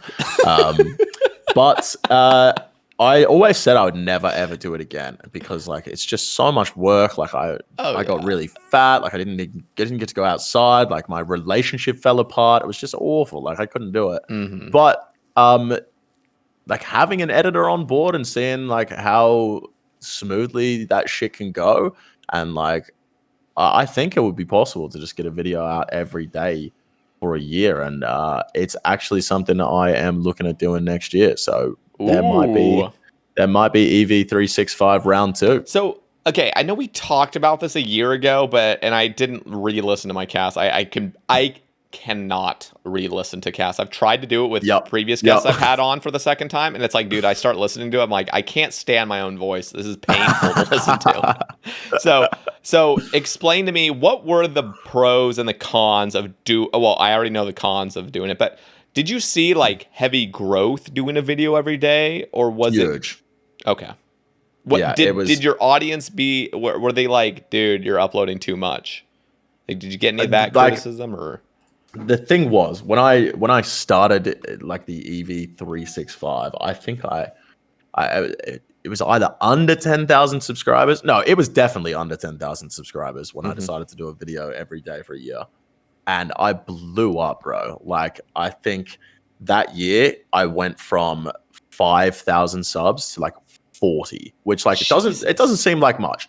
35,000 subscribers these days, it's just you know what? If I gained 35,000 subscribers these days, I wouldn't even. It sounds stupid. I wouldn't bat an eye. I'd bat. But it's a massive amount to go from 5 to 40. Yeah. That's a big grind. So that for me, it was huge exposure at the start. But then 165 days in, I just sat there and I was the quality of the content is just fucking so poor because I have to make a video every day. And it's just I'm just pushing them out. And the exposure started being less and less because the quality was going down. People didn't want to watch shit videos. So it got to the point where I was just it's just not worth it to me. I got everything I wanted to get out of it. I got out of it. And it's just I don't know. Continuing would have literally destroyed your channel. Correct. Yeah. But now, looking forward with an editor, I know the content will be good. It'll be quality content. It'll be shit that people want to watch. The thumbnails are going to be good, shit like that. So once I make it a well-oiled machine, I have a routine that I can get into every day. It will just be a wake up 9 to 5, make a RuneScape video, have some extras for the weekend, and just bang out a video every single fucking day for a year. I can do that. I can do that next year for sure. That's cool. Okay, so I love making my rambles mainly because it's zero effort. It's just me talking into my camera for 10 minutes to an hour. And then upload, literally. And then just make a stupid thumbnail, which is always the same process. But a lot of people really enjoy it, and they like hearing what I have to say about the game and stuff. I just wonder, because I could definitely do something like that every day. I just get scared. It's the same thing with the Sae Bae cast. Even though I could make, 2 or 3 episodes a week, should I? Is that a good thing to do? Will I get burned out? Will I not be as on top? Will I not be as bubbly or entertaining? Does it just kind of make me I have to do one of these again? That's what worries me. So I guess, I don't know. It's definitely something you have to think about because you can upload too much. But for me personally, when I was first starting, it was just it was throwing enough shit at a wall, something eventually stuck. You know, I was like, Yeah. it's pure volume, and the quality can suffer for now until I find something that sticks, and I'm gonna fucking stick to it after that. And that's like, it's something that I have done, and this, you know what? It sounds a little fucking scummy, but I would oftentimes start a new series where I'm like, this is a great idea. And if I uploaded it and the videos were doing shit, I would just stop that series, come up with a new idea, and start a new one. Like, I would never finish my series. And people were like, you never fucking finish a series. I'm like, yeah, no shit, bro. I'm getting 5,000 views of video when I could be getting 100. Of course I'm not going to finish that fucking series. You know what I mean? Mm-hmm. So that's always kind of been a thing for me, just throwing enough shit at a wall until something sticks. And then once you find that thing that sticks, if you got people that enjoy your rambles and you're getting good views and you're happy with the amount that you're getting, fucking do it every day, bro. Why not? Like, especially if people are watching it, and like, you might find that you punch out a bunch of volume, you get a lot of rambles out, and then one just fucking sticks and pops off. Like, true. It's true. You kind of just gotta just bet on yourself at some point. That's true. One of the coolest things with at least the Sae Bae casts is I upload, and all of a sudden, a year later, one of the episodes just gets recommended a bunch. Yep. It actually happened with Zoe Pancake's cast. When I first uploaded that, it got to like 6,000 views within the first like week. And I was like, okay, like that's solid for a cast. And then by the end of like that next month, it was around like 9,000. I was like, okay, cool. It kind of like plateaued, probably plateau around like 12K maybe after like a few more months. And then all of a sudden, there's just like this huge spike, and now it's at like 34,000 just over the past like month and a half.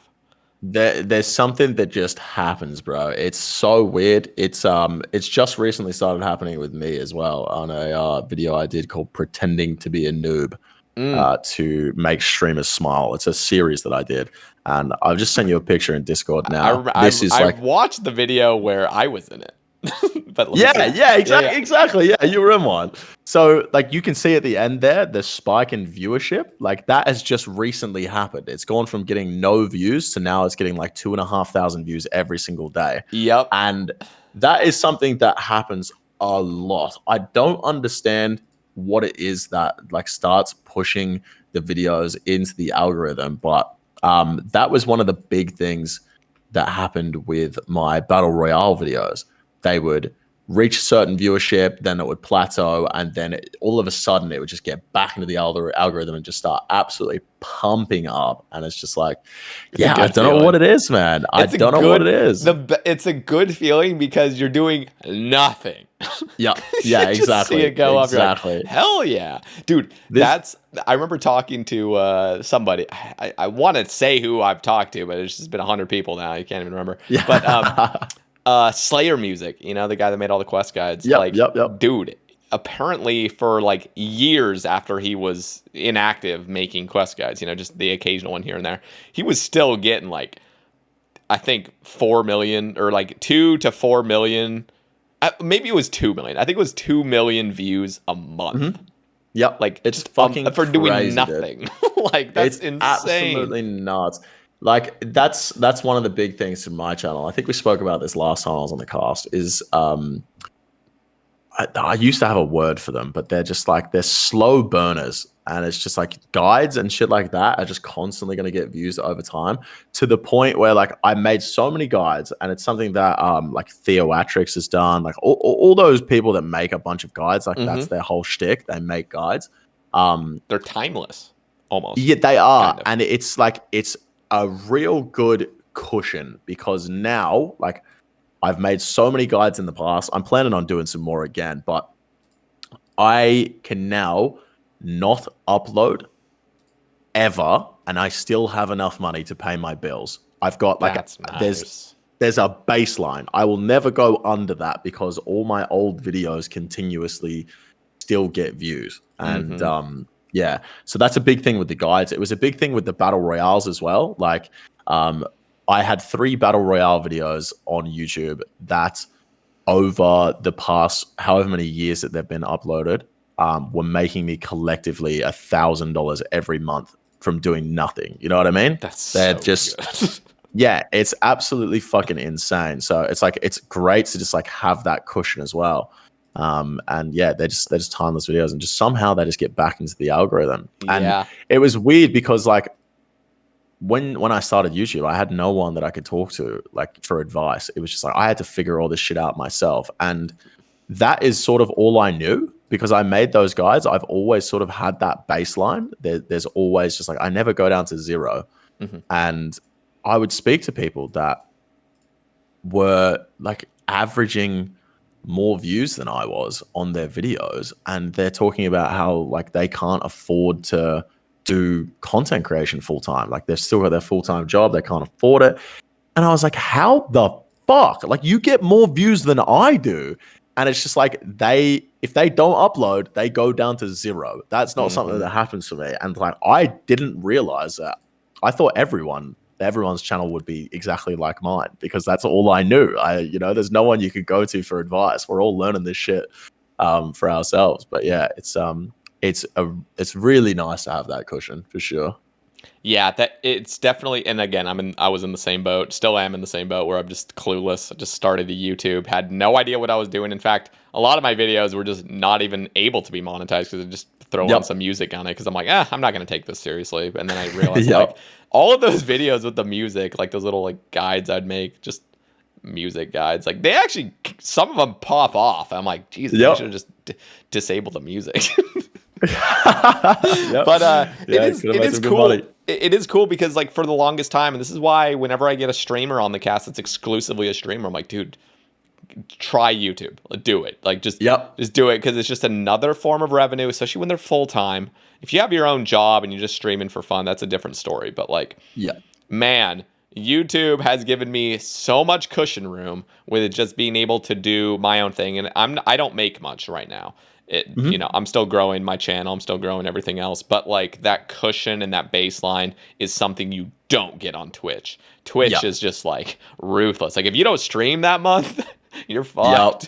100%. But yeah, no, it's the guides, they're timeless. Like I'm looking right now at my like back end analytics of my all-time highest viewing videos. We've got Battle Royale 2, 1.6 million. And then that's so many views. Number 2 is Nightmare Zone Guide for Noobs, which, by the way, is fucking terrible. Don't ever watch that video. It's just the title of that video, I know I would just absolutely hate it. Right. It was made in 2017. It has 906,000 views. Holy almost fuck. a million views. For those listening, how many hours did you put into that video? Just none, bro. Like probably less than 2. Like, it's just like, it's fucking crazy. 2 so hours. Are you comfortable sharing the revenue from that video for just 2 hours of work? I'm just very curious. $2,500 US. Yeah, that's a pretty good hourly. So it's a pretty good hourly. You know what I mean? Funny. Yeah, so that, and then my next one is 800,000 on a fire cape guide, which is probably still good. I haven't watched it in a while, but it's hard to fuck one of those up. 800,000 on a Zolra guide. I've got 400,000 on a blast furnace guide. 400,000 on a Bandos solo guide. How to get started with Slayer, it's called. Slayer for Noobs, 300,000 views. Holy shit. Ultimate 1 to 99 fletching guide. This was the 3rd video I ever made on YouTube. 300,000 views. Like, the guides are just fucking timeless, bro. It's crazy. Yep. Those unfortunately, we have Quest Helper now, but Slayer music was just, can't even imagine just being the quest guy. You know what I mean? Everyone knows your name. Quest comes out, do the quest, make a little video, boom, it's timeless. Another big one for the timeless videos is the long videos. I can't remember if I was the first person to do it. It might have been Soup.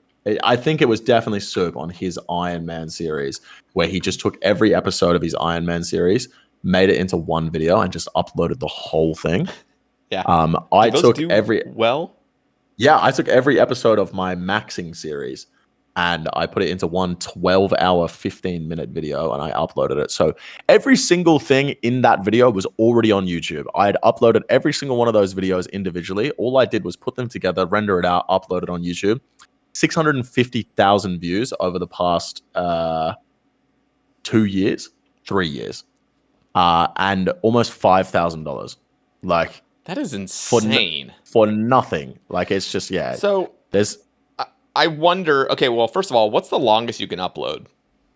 So it used to not have a limit, but now the limit is 12 hours. So like I have videos on my channel.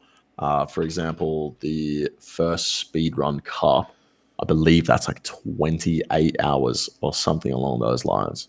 It's 21 hours, the original speedrun cup. And then I tried to do that this year. I was like, I just want to upload all of the speedrun cup in one go. And it was like, guess what? You can't upload anything over 12 hours anymore. I was like, fuck, you know, that's gonna throw a spatter in the works. But the long videos, like they do really well. It's just because watch time is one of the watch time is one of the massive things, and it's just like you know, watch time and click through rate. If you've got a low watch time and a high click through rate, you're absolutely laughing. But if I upload a 12-hour video and you know, it's got a 1% click-through rate, but the average watch time is an hour. You're just going to be like, okay, your video got someone to stick on our fucking website for an hour? Yeah, we're going to keep pushing this video. I was going to say, I was like, well, there is over 330 hours of Sae Bae casts right now. I was like, I wonder what the max is. Just put like Sae Bae casts 1 through 100, 300 plus hour video. Just average watch time 100 hours, just like 0.01% click through rate, but still just make it big. Oh god. Yeah, no, that would be good, but yeah, unfortunately, not that many hours on YouTube anymore. I wonder what the longest YouTube video on a website is. Are you finding it? No, I'm not. Okay, I'm just wondering. Okay, so let's see. There's a topic here. We've already covered these first 3 from Polo Bay, but he's got one that's pretty interesting. It is actually there's 2. I'm gonna read the first one. Who was your favorite competitor in the recent Battle Royale? One from the rookies and one from the vets. Ooh. Playing favorites. Okay. That's tough. There's so many good moments. I think when I think of my favorite competitors, I would have to go outside of the things that I enjoyed watching and just go straight up who I think I got the most value out of in terms of entertainment. From the qualifiers, I'm gonna go West Ham Dino because they put on such a great show. They were hunting, like there was so much action, and that's exactly what I'd been looking for from every single battle royale. And you know, I want everyone to just like, I just want there to be constant action. It's so much better for the show. But the problem was like, I would sit there at the end of a battle royale and be like, fuck, like it's so annoying that these people won't put on a show. Like just fucking start fighting each other. Like why won't they do this? And you know, I had to have a big moment within myself and be like, it's because you've got shit rules, Jake. If you want people to do something, make the rules so that they do those things that you want to do. So we changed the rules up this year and put money on bounties and shit like that. And it was absolutely perfect. And West Ham and Dino, like they just came out of the woodwork and just went absolutely ham on it. And it was so much fun to watch in the qualifiers. But I think for the main event, I got to go Mammal and Curtis. They're just like, it was so crazy to just have like a couple of Iron Men that don't PK just come out and win so much money for the bounties and take on the PKers. And it was just like, it was absolutely unreal. Absolutely unreal. But that being said, like, you know, obviously, you know, you've asked for the favorites. Everyone that was involved this year is like, it can't be understated how much I appreciate them participating. I get a lot of people that participated messaging me like, bro, thank you so much for having me on. It's like, no, dude, this doesn't happen without you guys. Like, don't fucking thank me. Thank you. Like everyone that competed, it doesn't happen without them. So, yeah, obviously I picked a couple of favorites, but everyone that participated this year is just so huge. Speaking of West Ham and Dino, they're actually both going to be on the cast next week together. Oh, amazing. And they've both been on exclusively solo, so now pairing them up. But they're both just such high energy and so well spoken. It's just fun. They're just fun people. So for sure. No, they're some good boys. A couple of my favorites for sure. Okay. This is I don't understand this one. Ditter Bitter asks, how do you get the oomph, Jake? How do you get the oomph? This is actually a reference to a DM we had the other day. And, Ditter and I, we talk all the time about, we both don't really enjoy RuneScape that much, but it's our job and we got to do it. And he messaged me. He comes to me for advice. He's like my little bro, you know what I mean? He comes to me for advice and he goes, Jake, he goes, how do you just sit there and make videos that you don't want to make? He's like, how do you get the oomph? And I was like, Mahir, do you want to fucking work a 9 to 5 as an accountant? And he was like, absolutely not. I go, well, then work a fucking 9 to 5 playing RuneScape. Shut the fuck up and just get your work done. That's how you get the fucking oomph, bro. That's how you get the oomph. Just get it fucking done. You want to sit at a desk and fucking running numbers on a calculator for some dude doing his fucking taxes all day? No. Well, play some fucking RuneScape and stop complaining about it. You know what I mean? Like, get it done. So, yeah. That's good. He's, I fucking loved it a bit. He is literally, he's like my little bro. He really is. He's so funny. I'm so glad he's like so active in the community. Like he's all over Twitter. He's just a clown and it's awesome. It's fun. It's fun having him around. You know what? I wouldn't call him a clown. I'd call him a fucking goofball. He's such a goofy little kid. Yes. That's better. Yeah. No, he's the boy. He's a boy for sure. Okay, here's one going back to some of those events you've run, Speedrun Cup, Battle Royale. Iron Socks asks, funniest thing from recordings creators/contestants have sent that never made it to the final edit of a video? Okay, so there was in Battle Royale 2, there was a couple of contestants that will remain nameless because they said some things they definitely should not be saying, and I listened to their recording back and I was like, oh my fucking god, I cannot believe they've just said these things.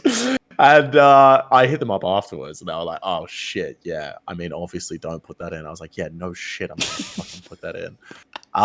But for the most part, like, there's not been any funny things that don't make it, because if they're funny, most of the creators obviously know that they shouldn't say things they shouldn't say. So if they say something funny, it's going to go in the video. You know what I mean? I'm not gonna not put it in. But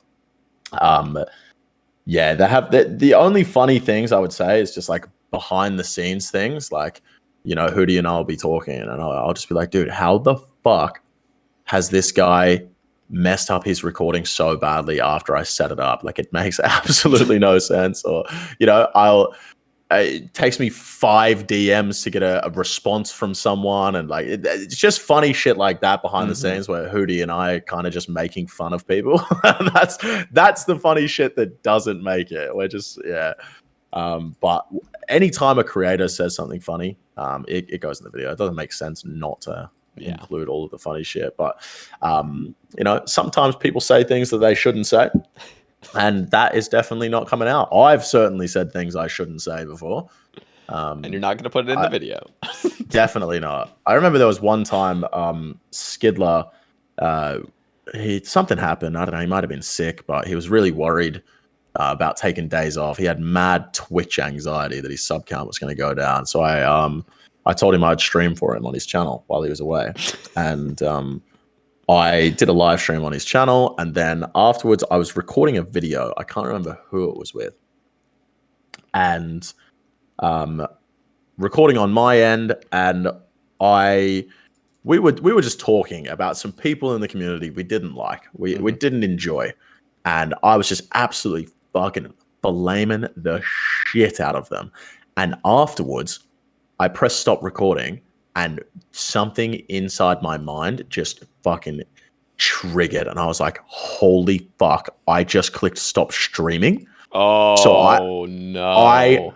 panic, because that would have been on Skidler's channel as well. Oh no. Following these people out. Luckily, I hadn't started streaming, but yeah, you know what? Sometimes we say some things we shouldn't, and I like to keep out of drama these days. There's obviously there's always going to be people in the community that I don't exactly enjoy the company of, but yeah, I try and keep out of drama, and that just would have been awful. So let me tell you, that start stream, start record button, they're scarily close to each other. Yeah, and like now I use two separate OBSs. I use OBS for recording, and then I use Streamlabs OBS for streaming. So I never ever could have that problem again. Okay, that's smart. Yeah, unless you're really sorry, I just cut you off there. Yeah, yeah. Anything can happen there. Anything can happen there. It's scary. Oh, jeez. Okay, here's the kind of interesting question. I'm curious. Why Ace asks, did public speaking come natural to you? Have you ever been intimidated or overwhelmed to do any content that you knew would get decently wide community press? I guess like the whole like being in front of the spotlight is kind of like the main. I was never good with public speaking, like in front of a crowd. I've done it before. I've done stand-up comedy before, but it was never something that like just came naturally. Like I've always been naturally pretty nervous to speak in front of a crowd, and I've always been nervous about how my content is going to be received. So yeah, I've definitely been nervous to try new things before, or upload a video, and it sucks when you upload a video and it doesn't do well, but it's also amazing when you upload a risky video and it does do well. So it definitely doesn't come natural. It's something that I've had to learn. I'm still no good at public speaking. Like I would be scared to get up in front of a crowd. I think it's different when I'm talking to myself at a computer. But even when I first started like recording YouTube videos, I would specifically wait for my housemate at the time to go to work, because I was scared of recording videos in my bedroom talking to myself while he was home, because I thought he was going to judge me. You know what I mean? Yeah. So like that's something I had to learn to get past. And yeah, it definitely doesn't come natural, but now it's just like, oh, dude, I could do this shit all day. I don't give a fuck who's around. I don't care who's listening to me. It's funny that you brought up that last thing of like having other people in the house when you're making a video, because like, holy shit, if I were to walk in on myself recording a ramble, just me literally talking to my computer screens, and like the amount of, and I've talked about this before, of this idea, like the YouTuber voice, you know what I mean? When you first start YouTube, every single person's monotone and boring as fuck, because they're just so scared, like they can't break out. It happened to me for years. You just see ramble number 1, then you see ramble number 50, see ramble number 100, see ramble number 140 that I just uploaded today. Like they all get more and more aggressive, every single one. And I have my 2 brothers here. Usually when I'm recording, they're at work, but occasionally like they'll be in the rooms, and I'm just like yelling basically at the top of my lungs, basically like making a ramble or something. And yeah, for the longest time, it was pretty scary, but you just eventually are like, I don't even care. Yeah, exactly. And like, you got to do what you got to do. It's just like back then I was worried what people would think, because like I'm taking a big risk. I want to become a YouTuber. Like people, like even to this day, you tell people that you're a YouTuber, and some people are like, what the fuck? Like it doesn't happen much to me anymore, because I'll say, oh, I'm a YouTuber, and they'll say, how many subscribers do you have? And then I'll say, and they go, oh shit, like you're actually a YouTuber. And it's just like, bro, I was actually a YouTuber when I had fucking 5,000 subscribers. You know what I mean? Like it's just, so it was always like nerve-wracking back then, but now it's sort of like, you know what? I've got the baseline. I know I can do this. I've proven the concept. It's just like there's nothing to be embarrassed about anymore. Yeah. There's nothing anyone can say, and it's just like now it's work. I wouldn't go into my friend works at a Nando's. I wouldn't walk in and laugh at them when they're taking my order. I wouldn't go, oh gee, this is so funny, how embarrassing. Like, no, they're doing their fucking job, man. Like that's a good point. That is funny. That's a funny example. That's totally true. Yeah. Oh god, that's cool. All right, so Let me see. Oh, okay. We gotta cover it. I'm sorry for those listening. You might want to just skip the next 5 minutes, but here we go. Randy asks, "Would you rather piss for an hour straight or shit for an hour straight?" This is actually the most liked reply to the tweet. So Jesus Christ, and he says nonstop. So would you rather piss nonstop for an hour straight or poop? You know what? Yeah. I said I like to stay out of drama, but that dude is the weirdest motherfucker I have ever seen in my entire life. And I think that really shows in this question. Like, what the fuck is that? That dude is so strange. I just don't get it. So I want to give my 2 cents because Randy is a legend in my heart. And the reason is because I always considered him a big YouTuber, you know, and I was always like a small dude that just like sort of started streaming. I went through some pretty, for the time, I thought it was huge. It was literally the smallest amount of drama ever, but at the time it was overwhelming. I went through my own drama, and you know who the only person really to reach out was Randy. He reached out to me on Discord personally, and he sent a long, very kind message saying like, "Hey man, I've gone through this shit before." Like I didn't even expect him to know what I'd gone through because we weren't even like that close at that point. You know what I mean? And he just comes out and gives like the nicest thoughts basically to what I was going through, and it was just like, damn. And ever since then, he's been very, very kind to me. And yeah, so even though I will totally admit, one of the strangest dudes I've ever met, especially, I don't know if you saw his little phase on stream where he was doing like, he was like riding a standing bike, and like the stream controlled the stream, like, so, or sorry, the chat controlled the stream. So he like made all this code, and like you could basically just use channel points and it would just like freak the stream. It was crazy anyway, but yeah, I agree with you. Very strange. Yeah, just no, fair enough. I haven't had much experience with the guy. You know what I mean? But just everything that I've seen points me to believe that he is strange. It's just like, I don't know. That's just not my vibe. It's just strange. That's fair. That's fair.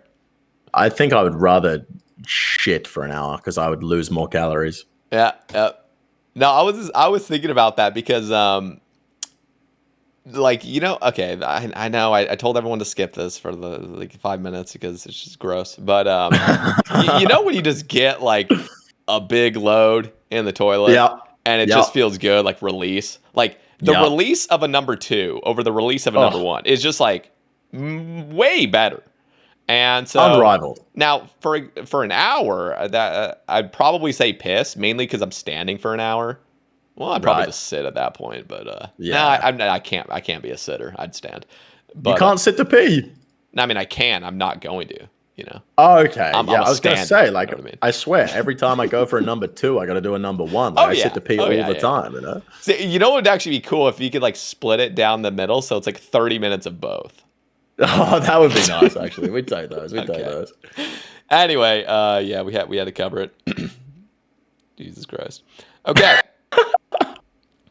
Okay, here's one. You know, we were already talking about some of the foods that we eat in a normal day, but Yes Lunch, his name is literally Yes Lunch. He asks, got any quick and easy breakfast ideas? So we probably can name change. Yes, breakfast. Yes, I do have a quick and easy breakfast idea. It's what I have for breakfast every single morning. It's a 0 sugar Monster Energy. I skip breakfast because when I'm trying to be in a deficit, if I am hungry, I'm gonna want to eat, but I can stop myself from eating for a little while. But if I eat breakfast and then I'll eat lunch, I'm gonna get super hungry towards the end of the day. Yep, if I skip breakfast and I wait to eat until like 4 p.m., then I can have 2 meals and be under my calories for the day and not be hungry because I've just recently eaten. I'll eat almost like before bed. You know what I mean? So I'd never eat breakfast. I think the whole breakfast is the most important meal of the day. It's so old school. It's like, what the fuck do you need the food for? You know what I mean? Just get shit done. Yeah, no, I've actually noticed that myself. I've always been a breakfast eater, mainly because that's like the first thing on my mind. I guess it's just routine at this point. I just wake up and I'm like, I want to eat.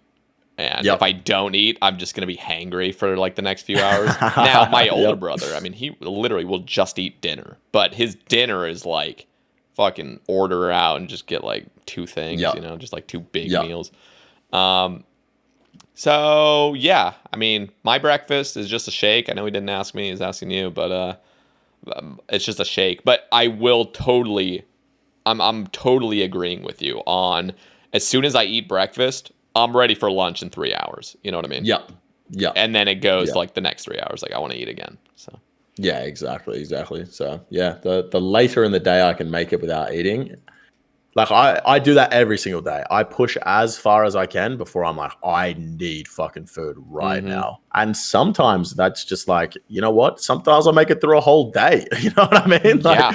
I'll just go, I didn't fucking super eat. tired. If you get super tired and you can actually just pass out without eating, like that's a great feeling. Because then the next morning, if you're trying to lose weight, you're like, I'm a baller. You know what I mean? Yeah, 100%, 100%. And like, you know, obviously I enjoy going to the gym and I'm looking to build muscle and, you know, go on this weight loss journey, and not eating ever is obviously very fucking unhealthy. And like having a super low calories is really unhealthy. But like, unless you're like a fucking proper performance athlete trying to be top of your fucking, you know, your respective area, like, you don't have to be 100,000,000% dialed in exactly on your fucking diet and exercise to get the results. Like sometimes you just don't eat. Sometimes you do eat. Sometimes you go over. Sometimes your training's lacking a little bit. Like you don't have to be 100% dialed in if you're not trying to be the best in your area. Like you're still going to get results.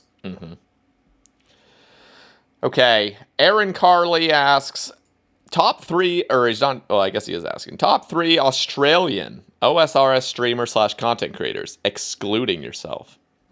Oh, okay. I'm glad he said excluding myself because I'm definitely the best. You would have been the top 3. Yeah. All 3. Yeah. Exactly.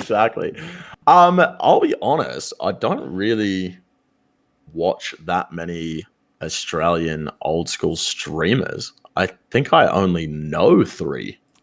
Like, all right, who's the top though? Okay, wait, hang on. Yeah, I know 4. Okay.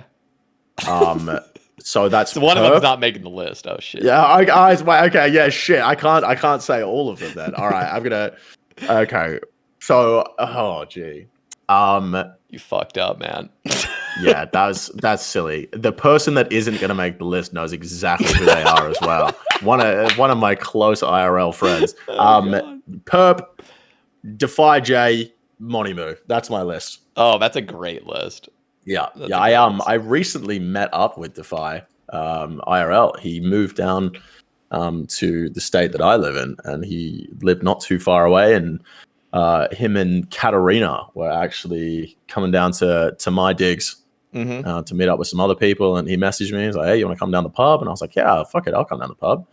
And met up with them, got a couple drinks, and I went to the bar to get a round for everyone. And while I was there, this guy comes up to me and he was like, "EVScape?" And I was like, "You're joking. Like, this is fucking outrageous." Of all times that this happens, like, I'm not trying to sound a little up myself here, Sae Bae, but I do get recognized a fair bit. There's a lot of people somehow from like the city that I live in and like the adjacent city to me where I go out sometimes. For some reason, I just get recognized pretty often. Like my IRL friends will be like, "How the fuck do we go out to a different pub every week and someone comes up to you and knows who you are?" I was like, I have no idea. Like, it's fucking crazy.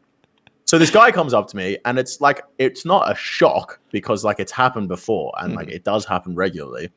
But I was like, how crazy is this that someone has recognized me while Defy and Katarina here? Like, I was like, "Oh, bro, do you know me from the streams?" He was like, yeah. I was like, "Oh shit, you'd fucking know Defy then." I'm like, I point out at Defy they're like waving at each other. He knew him too. Okay. Yeah, I was like, making cool, sure. Amazing. He doesn't know. I was like, Defy "Cool, is, but man." he knows Like, who you I are. was like, "Yeah, fucking, have a good day. Nice to meet you." Blah blah blah. And then I walk back out and I was like, did you guys fucking see that shit? And they're like, what? And I was like, that guy just fucking recognized me. Like, and said he knew Defy and shit as well. And they're just like, they're laughing just like a little too much. You know what I mean? It's fucking suspicious how much they're laughing. And I was like, this is suspicious. I was like, what the fuck did you guys do? You're laughing a little too hard. Defy paid this guy $20 to come up and say he knew me. He's given some random guy $20 at the pub to come up because he thought it would catch me off guard. And I was just like, it was just like a normal thing. Like, it's happened before. It didn't catch me off guard. He's given this random guy $20 to come up to me. And like in the video, you can see, like, he took a video of it. Like, you can see I'm not caught off guard. I'm like, oh, hey man, how you doing? Nice to meet you. Like, you know, it's just like, oh, it was so fucking funny. I was like, bro, why are you paying people to come up and say hi? And then it was so funny because we were like, it's so hard to not sound up myself when I say it happens like pretty regularly. I was like, yeah, like it didn't catch me off guard because it does happen, like, you know, all the time. And obviously they're making fun of me for saying that, and fair enough. Like, it's hard not to sound up yourself. I would make fun of me too if I heard someone saying that shit. But not even 3 days later, I was walking into the supermarket and some guy was walking out of the supermarket. He's like, yo, EVScape, keep up the streams, man. I was like, hey, thanks, bro. Oh my God. I messaged Defy immediately. I was like, how many motherfuckers did you pay while you were here, bro? Like that. He's paid every single one since yeah, exactly. But I've been recognized in like some fucking strange places. There's a nightclub in Melbourne, the city adjacent to me, called Revolver. We call it Revs, and it's just like where you go when there's nowhere else to go. It's like it's open 24/7. Like, someone has died there before and they didn't find the body. They didn't find the body for 3 days. Like, there was a dead person. There was a dead person just chilling there for 3 fucking days. It's outrageous. They didn't like find the body. You just smell it. They had no idea this person was dead. Like, it was just not crazy. Oh, Jesus. Okay.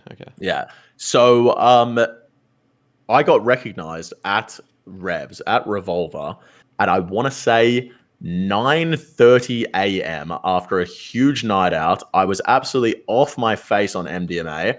And this guy is in the toilets at this nightclub. And he's like, bro, EVScape. I was like, what's up, man? He's like, do you want some fucking ket? You want this ketamine? And I was just like, no. I was like, thank you, man. I appreciate it. Thanks for watching the videos. I'm already so fucked. No, I don't want your bathroom ketamine. I appreciate it, but that's all you, my friend. Jesus Christ. Yeah. And like, yeah, it's so weird, like, telling people that I get recognized. There was, I went to the city once with my friend Maddie, and we were out on a night out at a place called Storyville. Nice little R&B club. It was about 4 a.m. We're in the smokers area, and this guy's like, yo, EVScape, watch your videos. And are they all like in their 20s? They're all in their 20s, right? Just like random dudes that you would expect to watch your content, right? Yeah, exactly. And so like I got recognized there, and it was so funny. And then the next day, it was the day that I met her boyfriend for the first time. And like, he came over, and Maddie was telling this story. She's like, oh yeah, Jake's a YouTuber. She's like, oh, it's crazy. Last night we were out and he got recognized. Like, he's super famous. Like, just, you know, I'm like, no, I'm not fucking super famous. And I was like, Maddie, you can't just tell people this. Like, I'm meeting your boyfriend for the first time, and he's just going to think I'm a big fucking weirdo. You're talking about how famous I am and people recognize me. I was just like, you can't be saying this shit. I'm going to look so stupid. And then we go out that night. Like, we backed it up and we went out with him. And the pub that we went to that night, called Temperance, I got recognized there while he was there, and I was like, thank fuck, because now I don't seem like a fucking an idiot now. Like, it's actually happened in front of him. You know what I mean?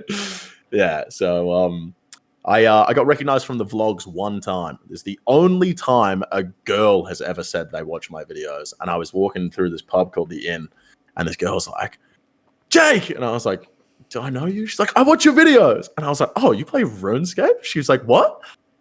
And I was like, wait, you watch my vlogs? And she was like, yes. I was like, okay, that is fucking crazy, man. That is nuts. And I was with all my friends, and they're like, did she just say she watches the vlogs? And I was like, bro, what? That's crazy. That is so strange. See, there's been one time, I'm trying to think, maybe it was even you that I was mentioning this on, but so a girl that worked with my brother, her boyfriend watched my stream, and then somehow, I don't know how it all went down because I don't work over there, but basically he found out that that his girlfriend works with the brother of me, and so somehow it kind of came to knowledge that, whatever, I'm the streamer. And this is like 3 years ago or something, or no, I guess it was like 2 years ago.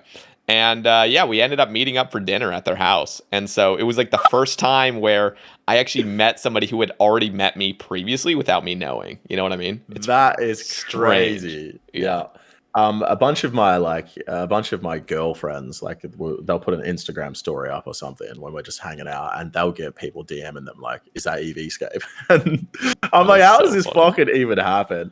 I remember there was one of the funniest times I've ever been recognized is I was sleeping with this girl, and we stopped seeing each other. It didn't really end that well, but she was still like in our friendship group. She was friends with my friends.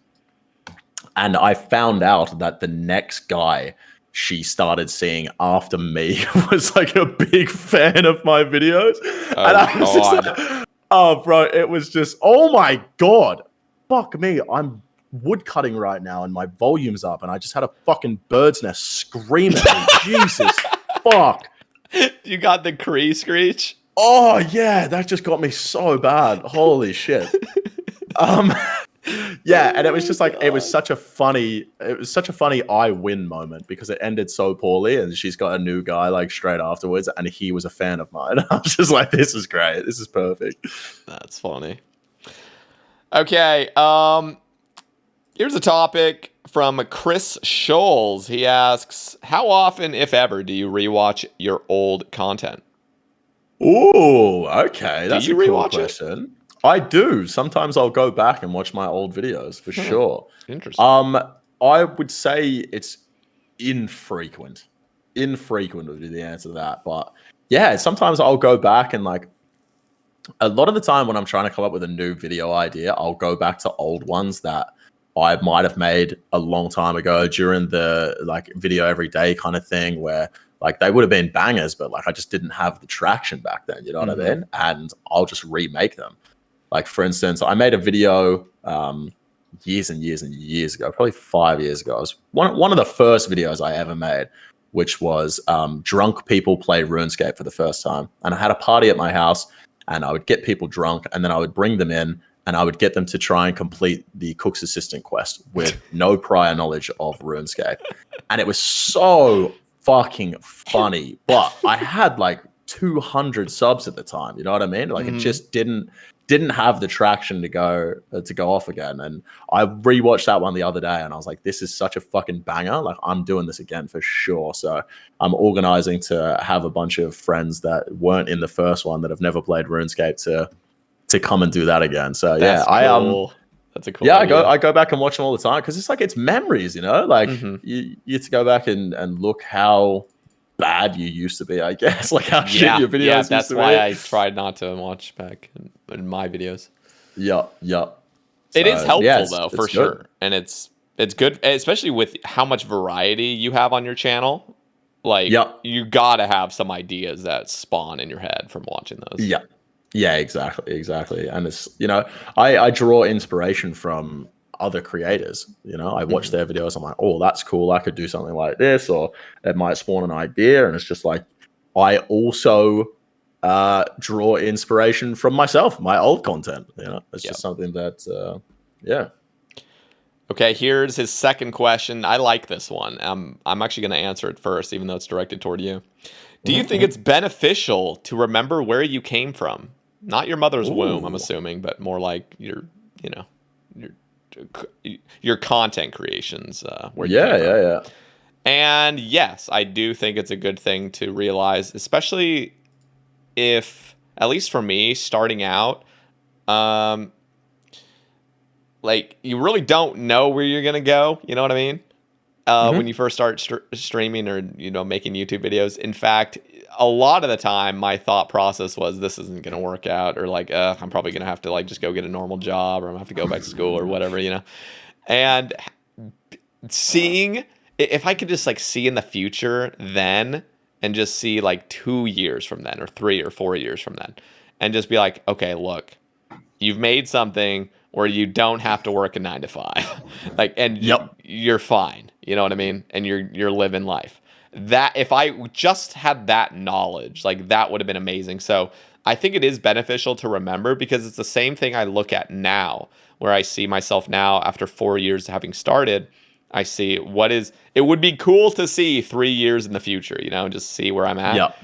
But I don't know. It's cool to kind of think that way of like, you know what? Whoever I am 3 years from now is going to look back right now and be like, dude, if only you knew. If only you knew, man. So that's a cool thought. Yeah, I agree, man. It's definitely beneficial to remember where you came from, especially like, coming from a whole lot of not much, Yeah. I sit there now and like I said, one of my goals this year is to make $100,000. Like, knowing that that's a possibility, like a very real possibility, like it's definitely going to happen.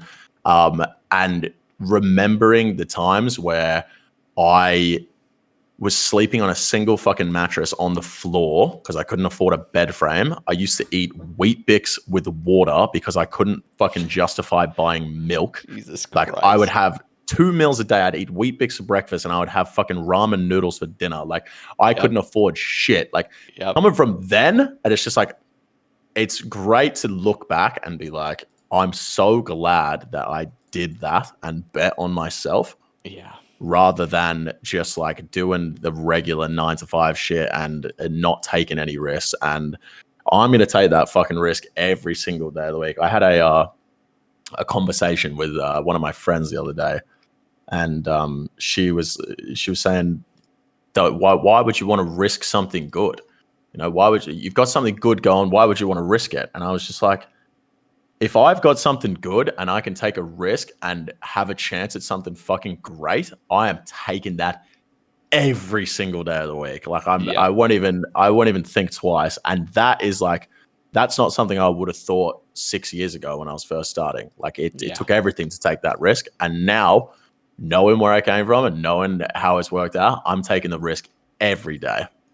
That's an awesome mindset. Also, you don't have something good unless you took a previous risk. You know what I mean? So it's like, what do you mean you're going to give up something good to take a risk? Like that, the whole reason you get anywhere is by taking risks. So yep, exactly. So yeah, no, definitely beneficial to remember where you came from, because like you learn so much over the journey. You know what I mean? You gotta remember the things you've learned.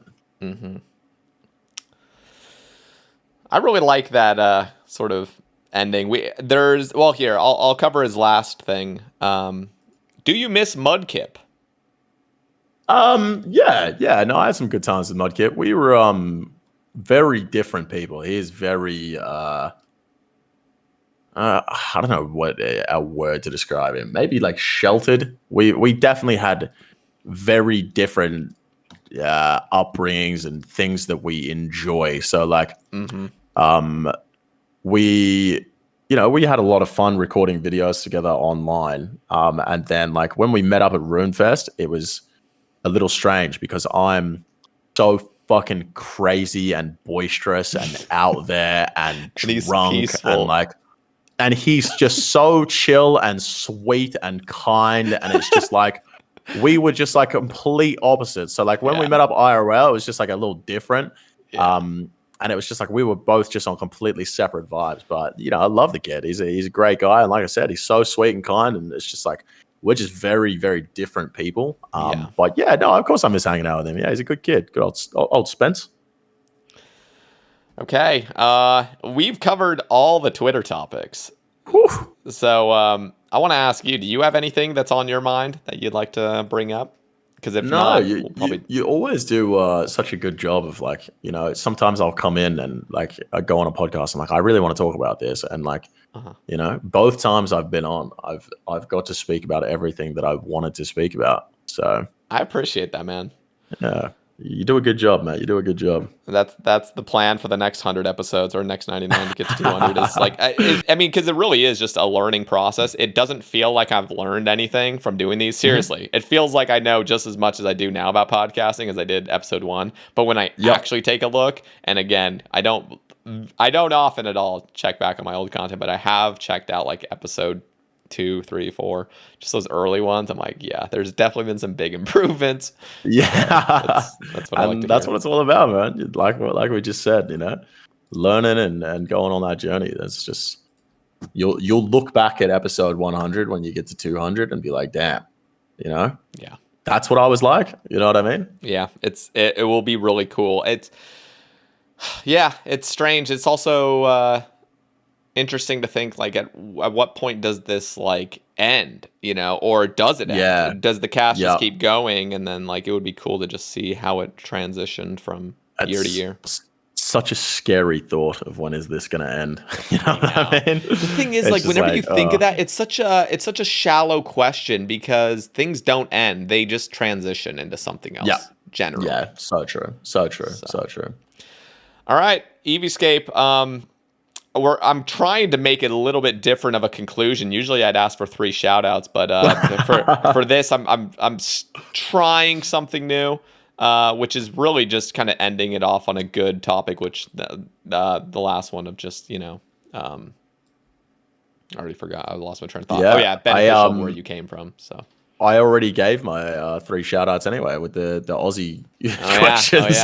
There you go. Yeah, I've already done it. Unfortunate for the 4th shout-out. Sorry about that little bro. Yes. Okay. Sorry, Jono. By the way, we will be getting Jono on the cast. Nice. I've been popping into a stream here and there. Do you know Scotizo? Yes, Max. Yeah, she's a good girl. Yeah. So Jono and Max, I think I'm going to get both of them on at the same time. Nice. Yeah, that's good. I think that'd be really fun. I didn't even know Jono streamed before I met him. It was really? when I went to Sydney to meet up with Ron for his sister's birthday that time, and he came out and had a couple beers with us. And I didn't even know he streamed, but there is in my first vlog ever, Jono made an appearance, and it's a clip of we're at like this after party, and we're all like drinking, having a good time, singing ABBA or something like that, and then all of a sudden the music turns off, and one of the guys at the party just goes, "Hey, everyone! Let's just give it up for the couple that just had sex." And I come around the corner and you just see Jono walking out of the party with some random girl with the cheekiest grin on his face. It was so funny. It was so good. God damn it.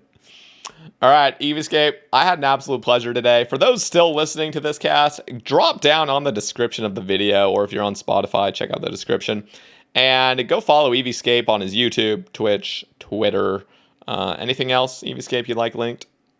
You know what? I'm not going to link the OnlyFans, mate, but they can find it if they're really looking for it. You know what I mean? Oh, yeah. They'll find it. They'll find what they're looking for. EVScape, I love you, man. It was a lot of fun. It's round 2. It was great. I love you too, bro. It's always it's always a good conversation, man. Let's say it's an easy conversation. Like I said, first time we did it, it just flowed so. It was like we've been friends for years. You know what I mean? It was just such an easy conversation. I hope there's a Rune Fest or something coming up where we can meet up and just hang out. 100%. I think the whole thing this year is like if there's no Rune Fest, I think everyone's going TwitchCon Paris, so that might be something we look into. Very cool.